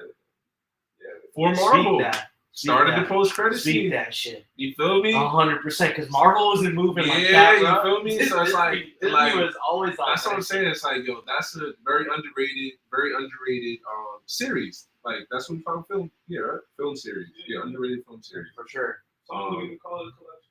Yeah. Transformers. You put Oh man. It's amazing. Balbuena. Balbuena Talk is, to me about that. Balbuena is a Dominican-inspired film series Okay. that was created behind this one Dominican actor. Rest in peace. His name is Joseito Martí. One more time. Joseito Martí. Okay. And he's originally from DR. but he migrated over to New York to make films here, pretty much. And it was super cool. He created a series of films that was about this person who was coming from the Dominican Republic to New York and his day-to-day experiences with what it was like being a newly immigrated person from the Dominican Republic in a city like New York. So it was super dope. Just like it was mad funny. It was cultural. It was like for the people, for the culture of the Dominican Republic. Yeah. So he had like a long-standing like career because of that movie. It gave him like the platform to then skyrocket into a space where he became like a cultural figure in the country. Yeah. And he was able to kind of like put on for other people, different comedians, etc. He was a big comedian. Started doing stand-up in the Dominican Republic and really kind of flourished in that space. Of like New York Dominican film.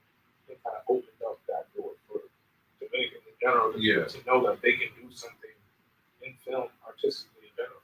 Okay, that's fire. So it was a groundbreaking kind of like thing. It was looked at as comedy, but it was like more groundbreaking. It was like kind of like what the King of Comedy did, in a way. Kind of like what Richard Pryor was doing back in the day with like his series of films, where he came up as a stand-up comic, but then he stepped into film because he knew that he could tell a better story that way. Yeah. So that's kind of what my point I wanted to do with the Dominican culture. Kind of wanted to tell a story, a narrative that wasn't necessarily being shown, like wasn't necessarily being shown. Yeah. About that struggle. Yeah. That was going on. And so that was when you come across that? Was that when you came up early, on? Early, because my mom and my dad was watching that. I imagine. Like they're Dominicans who came to this country in the 80s. So is that one of those films? You know how like this in every household it's like, yo, gotta watch this. That was 100% like a belly. Okay. Like to do the right thing.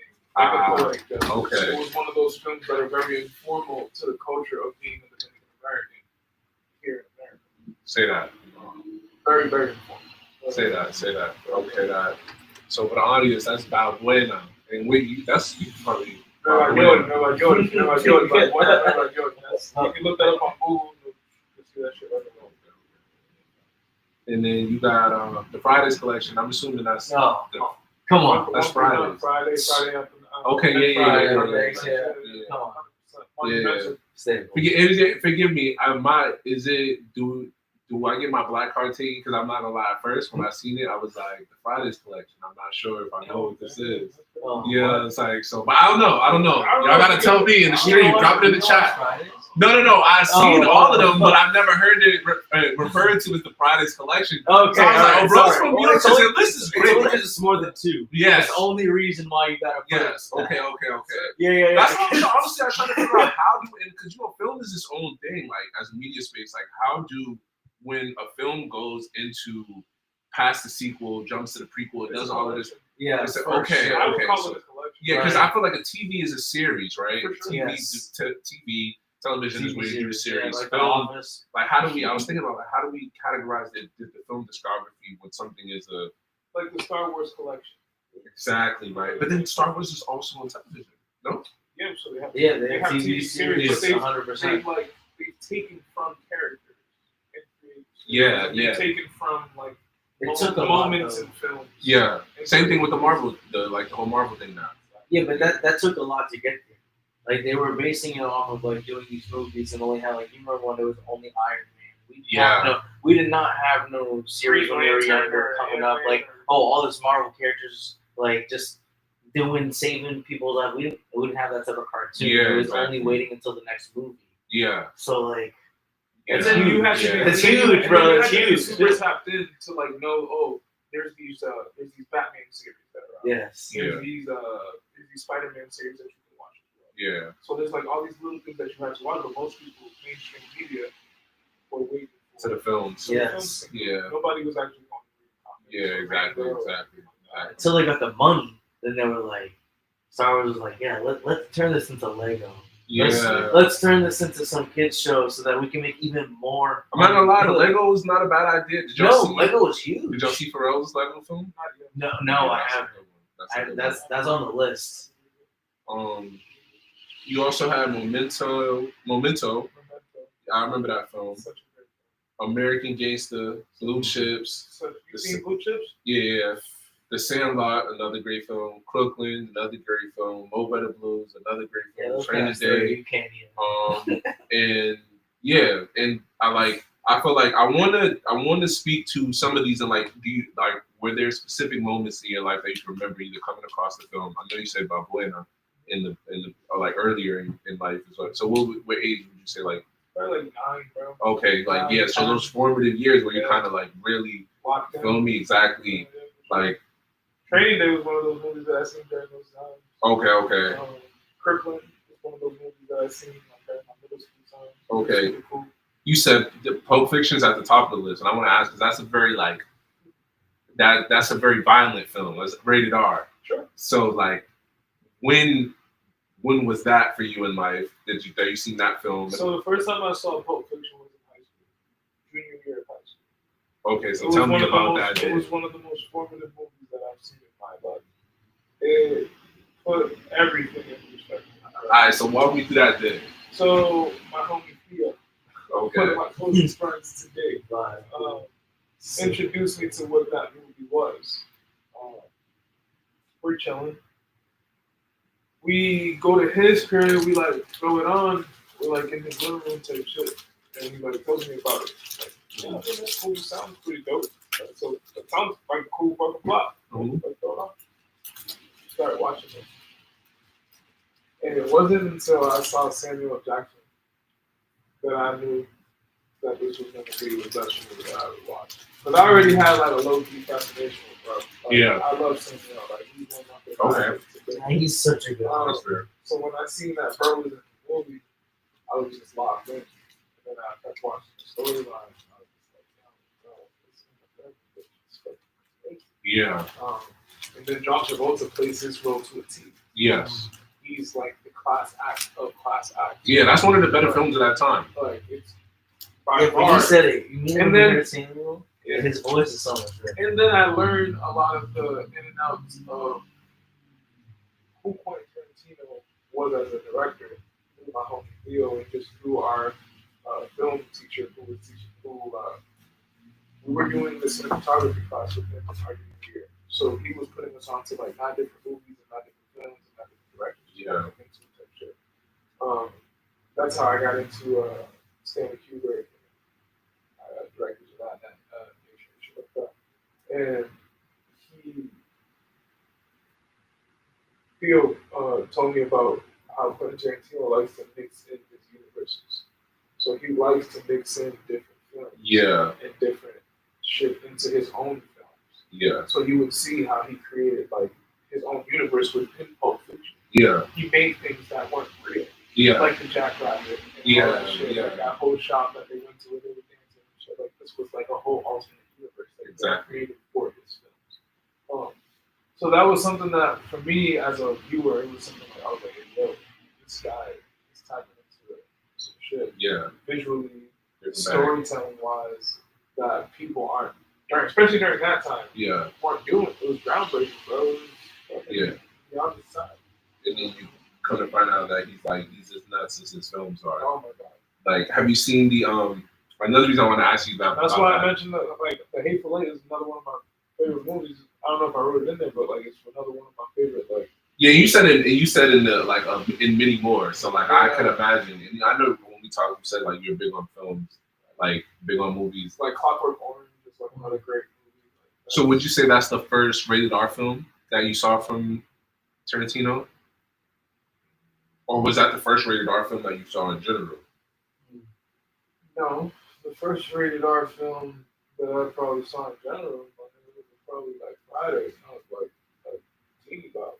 Okay. Yeah, No, that's fair. Fridays were rated R film. Yeah. The reason I asked because the first Tarantino film I saw was the Vampire Joint. Dusk Till Dawn. My first favorite art film was a horror film as well. And so it was my first, I think, That was one it of may not have been my first rated R film, but it was definitely my first Tarantino film, and I didn't realize until afterwards. And then I didn't realize that he was in the film. he's an author. And I found that out afterwards, and then realized like, yo, he was in Dusk Till Dawn the whole time. The elevator sequence from Dusk Till Dawn, where it's like he does that thing where he kind of like he plays with like not necessarily playing with alternate realities here, but it is in the sense of like he goes in his head and he thinks about what he would do to the chick in the elevator, Right. and he doesn't actually do it. That's and then they run it back. Exactly. Make sure what actually happened. It's like so sinister. That's why that diner scene. Yeah. At the beginning of Pulp Fiction is so captivating. Yeah. Because they pan out. Instead of showing it, they speak about it. Yeah. Right. And then Samuel's role coming in. Yeah. It's just like monumental. every time. Bro. Anytime you put him in a film, it's I swear to you, it touches real money. What would you say top 3 any generation? top 3 films any generation. Matrix.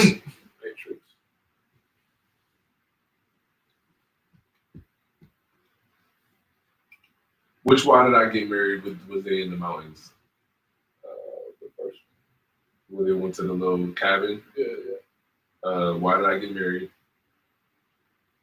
It's 3. What's number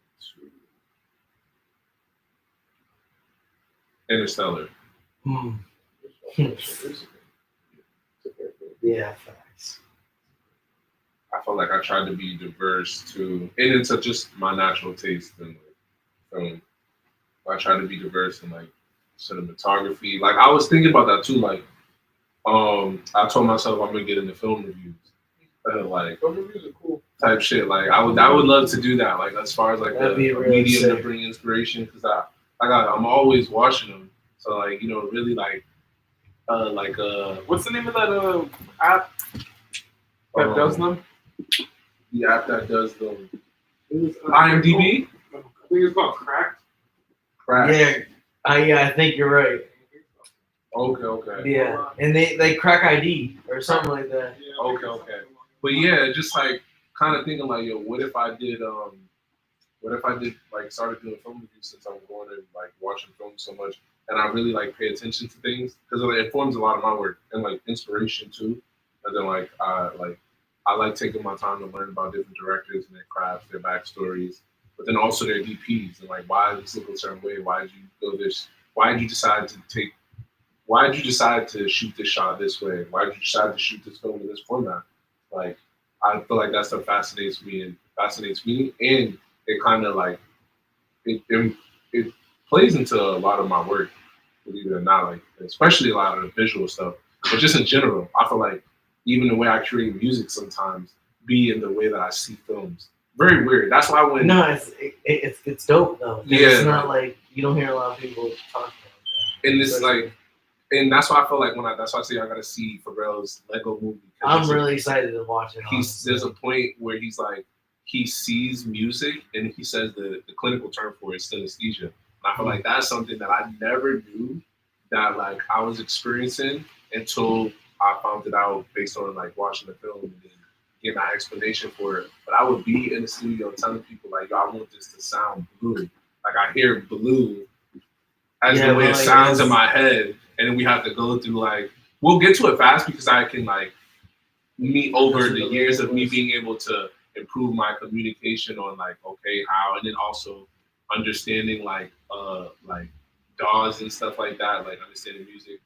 So like I can get to it faster than I would have been able like, 4 or 5 years ago. But like, just like, yo, this feels pink, this sounds blue, XYZ type situation. So it's just like dope to kind of like see that, yo, no, there's an actual thing for this. There are people out there that like feel this way. Because most of the time you're just in the studio. Yeah, you never been like, you never felt like you thought other people were like that. Like you could be like, oh, like I smell the color purple. Like I feel this type of way. Like you gotta feel like there's other people that are like that, right? I feel like for a lot of times, because in certain situations, like when I'm asking the engineer or whoever I'm working with, and they're just like they're not getting where I'm coming from. It's just like, damn, I may be in this boat alone. But like you can see, like I can feel like the music, and you kind of see it as a vibrant color. That's why I like Interstellar so much. And that my favorite part of the film is like, you say you recently watched it, is when he's kind of in this endless time continuum in like he's in the center of all the different alternate verses and scenarios, and it's infinite. And he's just kind of like frozen. Yeah. Like in it. Like, yeah, like, and it's just like, and you can see it, like, it's so thin, you can see, like, he touches the fabric of time, basically, like, and it's just like, seeing all those colors, that's kind of what I feel like when I hear music. Like, I was just I was just listening to Same Old Mistakes, but I also just realizing that's a cover. Yeah. That's not a, it wasn't, it's not his original. I didn't know, like, and I just found this out recently, and I'm like, yo, I'm really a fan. No, I still love Rihanna. You feel me? It's still Navy Gang, but you feel me? It's Tame Impala, so I'm really a fan of. But Come on, no, speak that. You gotta say, if you're gonna say Tame Impala's a fan, you gotta retrace your steps. It's like 80% of music, and Tame Impala's there. Yeah. Put the vibrancy to that color. Like, Tame Impala's music feels like how that room that he was in an Interstellar looks. If you get what I'm saying, that's what I mean by how I see. I mean, you see a lot of their album covers and the way that it's all like alternate futuristic shit. Yes, euphoric, bro. So when bro, that's funny you mentioned that shit. Like, cause when I heard it, she did it so well. Yeah. That for a second, I didn't realize it was her. That's how well she did it. That's how good she really sang that song. So it was like, okay. You feel me? And I'm hearing the backstory is, and I feel like I read this before somewhere. I'm just coming across the story again. But the backstory is that Kendrick and SZA was in the studio working on some stuff, and Rihanna was in the space. So they may even been working on some shit for Rihanna. And she came into the session, and SZA had been playing some shit that she was listening to recently for just Kendrick. And they were just shitting around in the studio. And it had to be the Tame Impala record. And SZA mentioned it to Kendrick, like, yo, it would be dope if Reek was to get on some shit like this.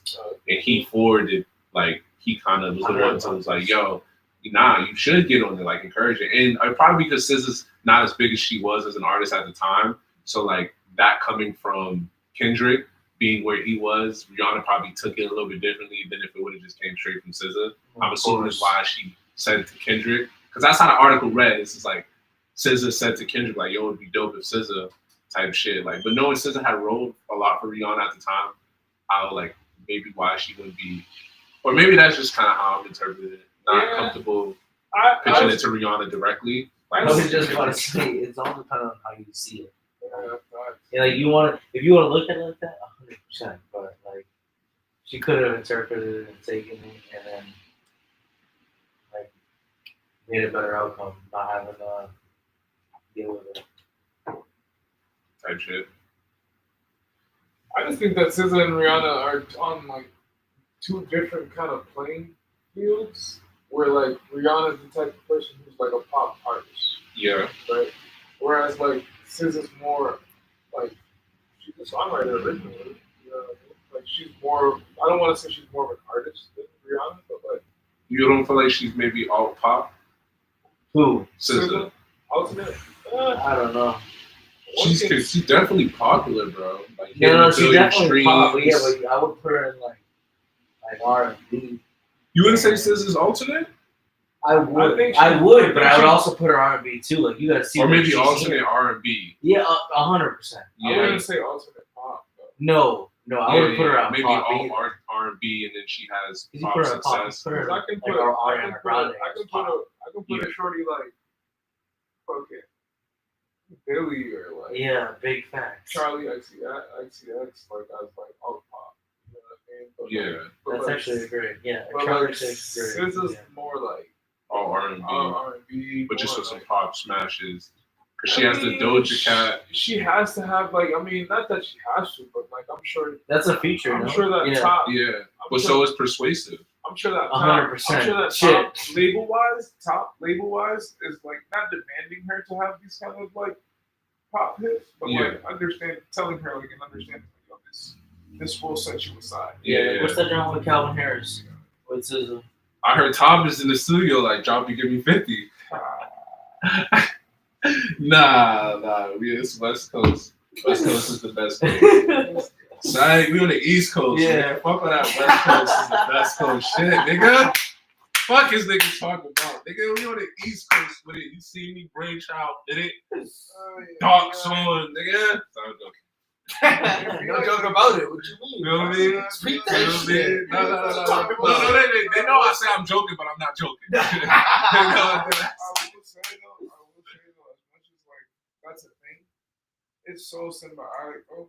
Yeah, that's true. In the sense where it's just like the West Coast know what's up, Yeah, and the East Coast know what's up. yeah. You know what I mean? We Like, got a symbiosis. oh my god! I mean, the way that we feed off each other is Yeah. insane. Yeah. It's insane. Yeah. So it's just like Yeah. I can't knock it.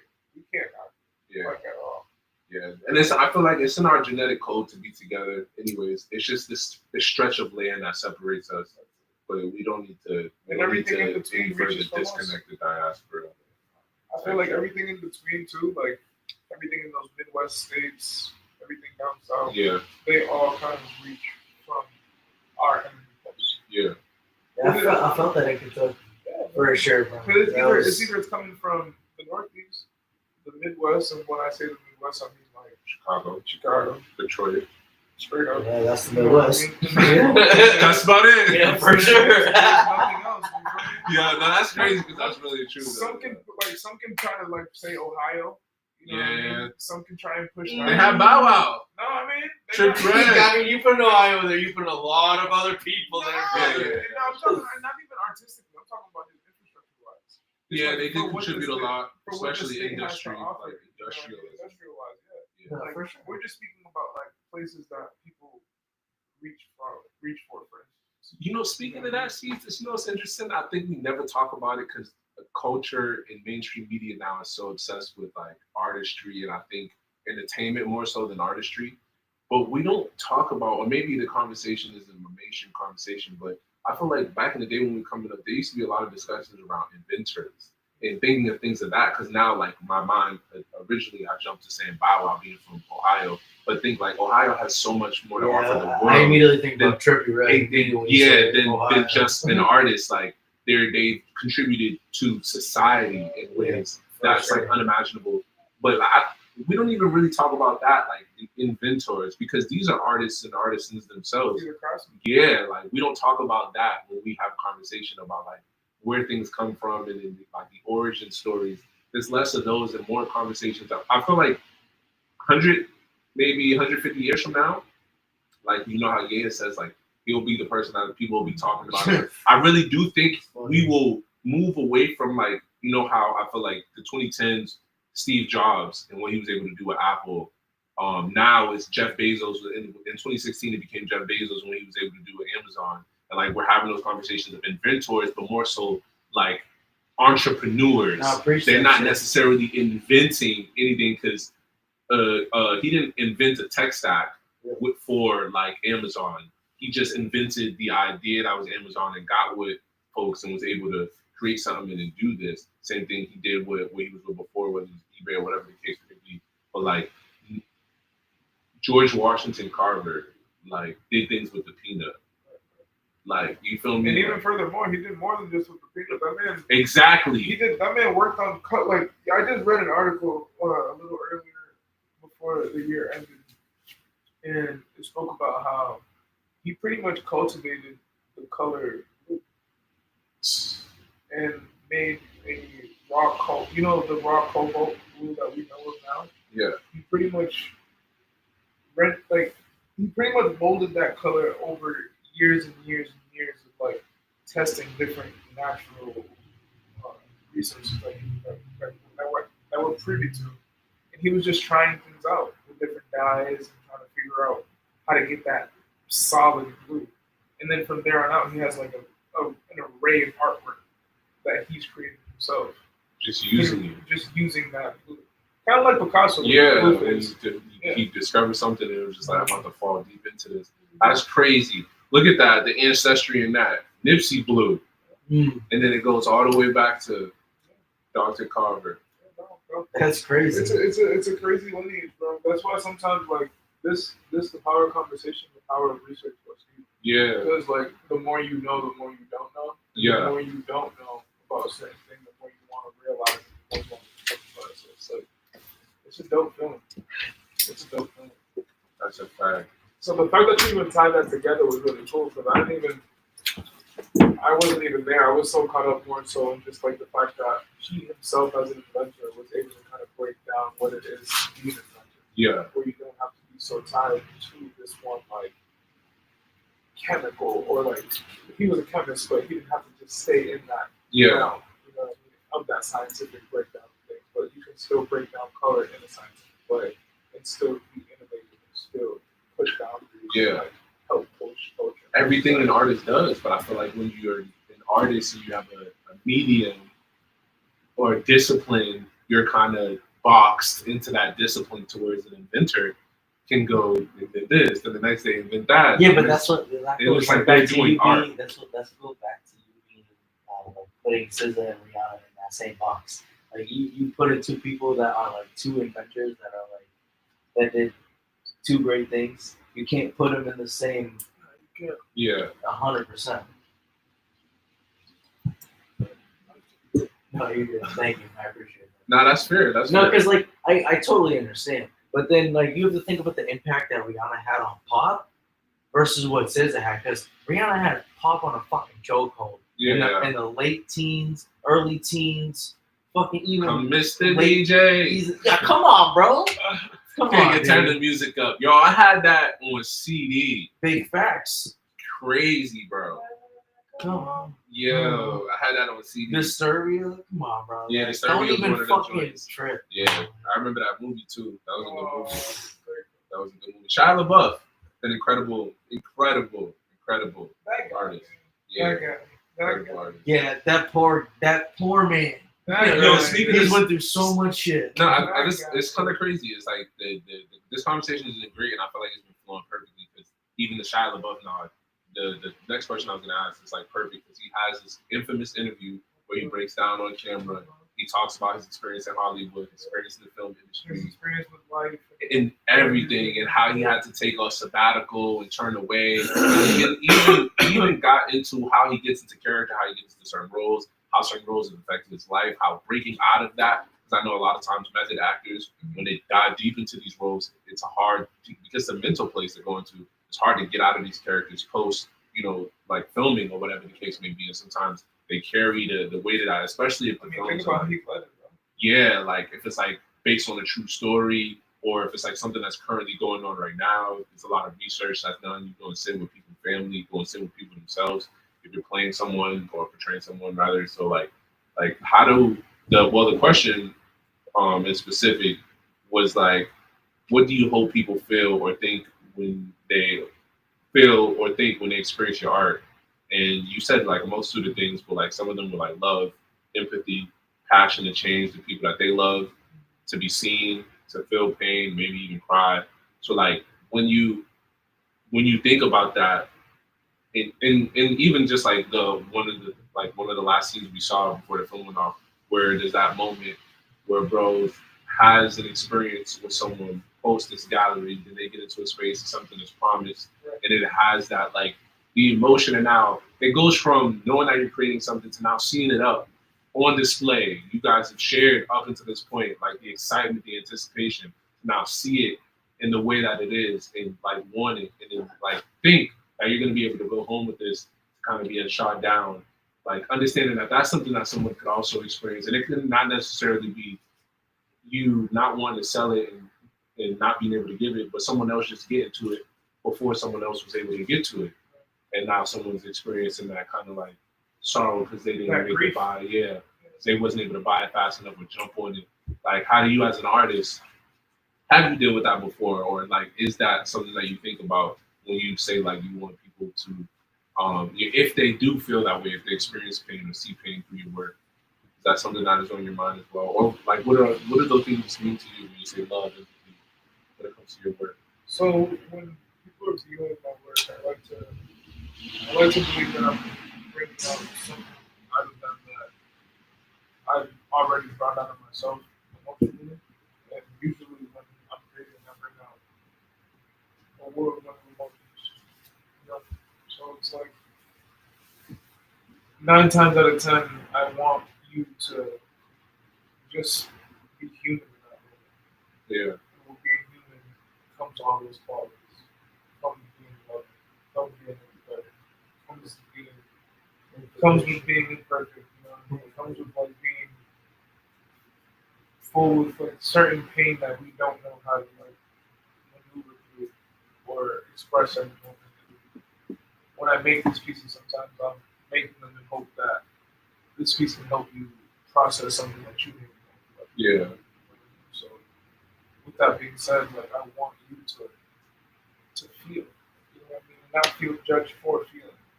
Because at the end of the day, I feel like a lot of people have these walls up because we're afraid to show vulnerability to the masses. That's it's one of our superpowers. I feel like there's also a lot of emotions in your pieces. Not only if it's like you putting like this certain emotion, like you can run through that piece for whether it be days or an hour or like however long it takes you. There's different emotions that you're running through. Yeah. So like there's so many that you can pick out, especially I mean like just me being a visualizer and seeing all of his pieces. You can pick so many pieces into what he made and just see so much. Like you can see happiness, you can see pride, you can see where somebody's hurting, you can see like where life is shining and you have only what you can reach for. Yeah. You know, like there's a lot. There's a lot. Yeah, for sure. So it's like with that being said, as an outside third party perspective, like it's just it feels good that that's the kind of approach that the artwork can kind of have. Yeah. For sure. You know what I mean? So it's like I'm not here to try to invoke anything in you or trigger anyone through my work, but I do want to make sure that we're having a conversation. Yeah. This piece. And I'm being felt. 9 times out of 10, that's all we want. Yeah. Even when you do tribute pieces, I like when you do a certain like picture that was taken and you make it your own. It's always your own. I love Like, interpretation. yeah, I love it. I love when you do it on the phone because you put in so much emotion and raw energy into that. Where it Yeah, makes because the picture I'm trying to bring that. perfect. I'm trying to bring that person into the piece. I'm trying to bring like all the qualities, all the Yeah. color, energy. You know what I mean? So it goes in. I like it. That's why I love this shit because it allows me to kind of step into a person's perspective. It allows me to step into another artist's life. Yeah. Especially when I do interpretation pieces. Now when I do freestyle pieces on my own, like I spoke about how like I like to reach into memories, Yeah. and a lot of memories will bring up a lot of the color choices, a lot of the color palettes that I like to choose. In terms of how you in the same way when you hear certain music, like you visualize color. When I see certain memories, that's what comes up. Yeah. You know, memories kind of compensate with color schemes Yeah. Okay. and pattern because they come in waves. So it's like just the way I paint, like I kind of allow myself to kind of feel certain emotions in those same kind of ways where like I might remember something in my head and I fall into that void for an hour or two. Then I'll revisit that memory at a later date or maybe at a later time during that same session because it will come up in a different way, in a different way of color. Yeah. I mean, in a different color pattern. So it's just like I'm allowing myself to kind of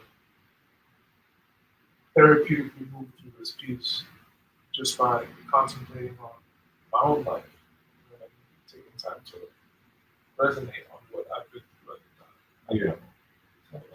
So it's just like that's why I love freestyling pieces because it's kind of like it allows me to live in the moment and kind of be piece. That's like high key the best work that I've ever seen from you. From the art show in New York to the show that we had in Boston, where you put out this big ass piece. It all At Bam's Fest. at Banfest, yeah, it all came out. That was cool. Yeah, dude, that was awesome. That was super sick. Was that live? That was a live piece. Yeah. All right. How do you like the live element? Like Well, it's a vibe, bro. It's a vibe because then you can really get into it. Because like by the end of the piece, I got like kids helping me out with the piece. Like, I'm telling them like, yo, just go in on the bottom and like spray up and like do your thing. You know what I mean? Yeah. And they love it. It's like it's a part of what this is supposed to be. It's supposed to be that collaboration. that collaboration. that we were talking about. Based thing where it's just like it's not about just like me showing my work. It's about me presenting this for us. Of course, I'm gonna give it some guidance and I'm gonna give it direction. But at the end of the day, this is for the community. Exactly. We're here for this is bad for us. Yeah, and that becomes a moment in time. It's like you capitalize that moment in time for those, and especially those young people experience. We talk about formative years. That may be someone's first One of the kids was experience. like, "How do you hold the spray can? Like, Well, that's how fine. do I like?" I'm just like, "Yo, just like hold it like this, grab it, press it down, just like go with it." You know what I mean? Yeah. Like, oh, like this. I was like, "Yeah, you got it." Yeah. Push it. Oh man, that's fire. By the end of the night, by the end of the day, they were all on the inside of the tent, just like doing their own spraying shit. on the back of everybody's canvas on their own shit. So it was like a whole other world on the inside. It's super tough because the kids okay. are going crazy. Like, Awesome. you show the little girl how to use the, like you're saying, the brush on the end. She went crazy inside. Like, she just started taking his brush and started going nuts inside. Like, That's fire. That's it was fire. sick. So the live element, when it's like that, so like kind of that community, Yeah. like in like that immersion in the community, it's dope. That was my first time ever experiencing something like that. But then I've done like live paintings in front of audiences and stuff like that before, and that's always a vibe too. It's like you get an energy from the audience, you get an energy from the DJ playing. And I was doing a lot of that shit with my homie Jake, and he would be like DJ plus making beats on the spot while I'd be painting. So it'd be this whole like kind of synchronized energy between me and him, where I'm like kind of going off and he's kind of doing this thing too. Yeah. So it was super dope.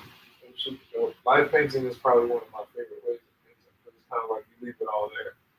Let's just kind of get into it. Yeah, sometimes you want it, sometimes you don't give a fuck where it ends up. Yeah, it doesn't, I mean, Doesn't matter. it's not that it doesn't matter because you want to be intentional, you want to be purposeful, but it's just kind of like you kind of let the spirit flow for you. Yeah. Rather than having any constraints or having too many high expectations on yourself for what's about to happen. I don't know if you ever feel that when you're freestyling rapping. Yeah. Versus like when you're writing a song. It's Yeah. kind of like the same kind of vibe. But it's like there's a lot more freedom when you're freestyling. You're just chilling with the homies. Yeah. Doing what you're doing. Versus like, When you want all to right, spot. I want to write this like four song EP and like, Yeah. I want it to be cohesive and I want it to make sense. Yeah. And to have purpose. Yeah. You know what I mean? There's a lot more artistic freedom when you're just going. I feel like that's where I'm at now because it's like I was talking to somebody about it the other day. I was like, I'm not making music, but like I'm not. There's no definitive approach to it. Like I know this next effort has to be completely different from the last. I mean, we talked about it, but I want to kind of go with it, but like just more so like if I do have something, that's more than likely likely of recent it's been freestyles, but like kind of just living with that and having like not having done that in like the last 2 years really.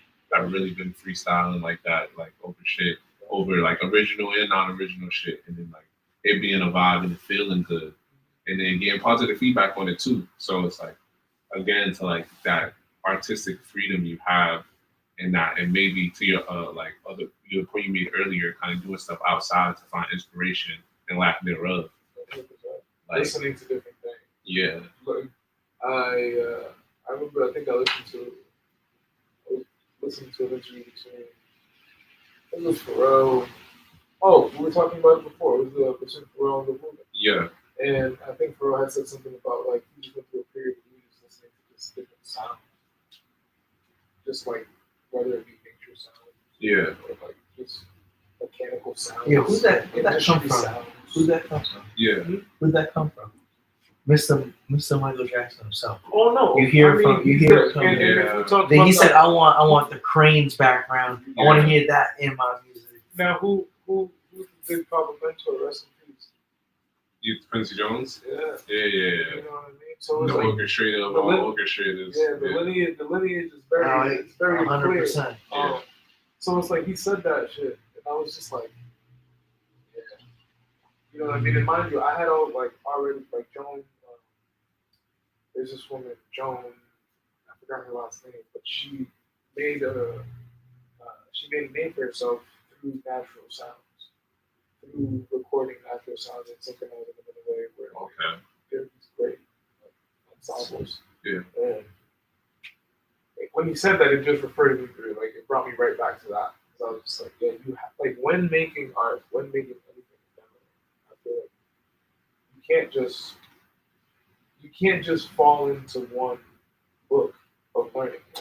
You have to read different books on the subject matter, on different subject matters that pertain to the same umbrella. As an artist, you have to make yourself open to your frontal lobe. Got to be open to different teachings. Yeah, all types of stuff. You always gotta be open. So if you're not open, you're not accessible to learning shit. Yeah. But the good open though, because we don't want to mislead the audience. Like the good open, understand too. Like have discernment. You always gotta look. Don't bust it wide open. You got a lot of folks busting it wide open. 100%. One of my partners, he used the analogy. He's like, you got people on IG busting it wide open. At first I didn't know what he meant, but after he further explained it, after he further explained what he meant by I understand, but definitely don't be busting it wide open. Nah, definitely But before we try to wrap this episode, I feel like I want to. This would be the first time we do it, but the asking that question of how do you want to be remembered? I feel like that's how I love these type of conversations, but I feel like at the end of them, I love to kind of have it kind of a full circle moment, but at the same time, speak to the future in a sense, and not just what you want to tell the people but how do you as a send off question when you think about that as an artist, as a human being, as a brother, a friend, a son, a community member, how do you want to be remembered? For never, ever, ever leaving anything off the table. Always putting everything on the table. Being as transparent as I possibly can. Something that you asked was what would you tell a younger version of yourself? Yeah. And it would be, you would take it to the limit. It would literally be take it to the limit. Be literally unapologetic with every single thing. And don't hold back. Don't overthink it. It's all right there. That's how I want to do it. As a person who never held back. Audacious. That's what you said. Yeah. Audacious, bro. Have the audacity to be yourself. Yeah. Have the audacity to be yourself. That's all I want to do. People hear that word and it completely slips. It just goes right over the head. To have the audacity to do something, it's such a powerful meaning. If you're just saying that to say it, then you're not really experiencing it. Yeah. You really have to feel that way to be in that type of presence, I guess. And I learned that shit more and more day by day, bro. People, like you said, like your homie said, people are busting it wide open, bro. Facts. People are being audacious. People are being bold. Yeah. You feel me? Right, and everybody has their own way of being bold. Yeah. That's fair. Yeah, whatever they want to be doing. Yeah. That's fair. People grieve in different ways. People are bold in different ways. People will be who they want to be remembered as. You know what I mean? So it's at that point you gotta let people cook. Yeah. You want to cook that way, you can cook that way. But I know how I'm trying to cook my mind. And I want to be remembered the right way. Fair. Say that, yo. This has been another episode of Behind the Art live at Sukasa Studios. If you are still with us, shout out to you. Definitely go follow the channel, like, subscribe, all that. Tell them where they can find you guys at. Me, you can get me at _CMP.1. Check me on that. Follow me. I'm always throwing up content, always throwing up my art. Shit's live. I'm going to be having a couple events this year at a couple different venues. So just stay posted. I'll be doing a lot of that stuff out there. Yes. Say that. Yes, sir. See. Thank you, Brian. Thank you. It was a pleasure, bro. Yes, sir. And we out.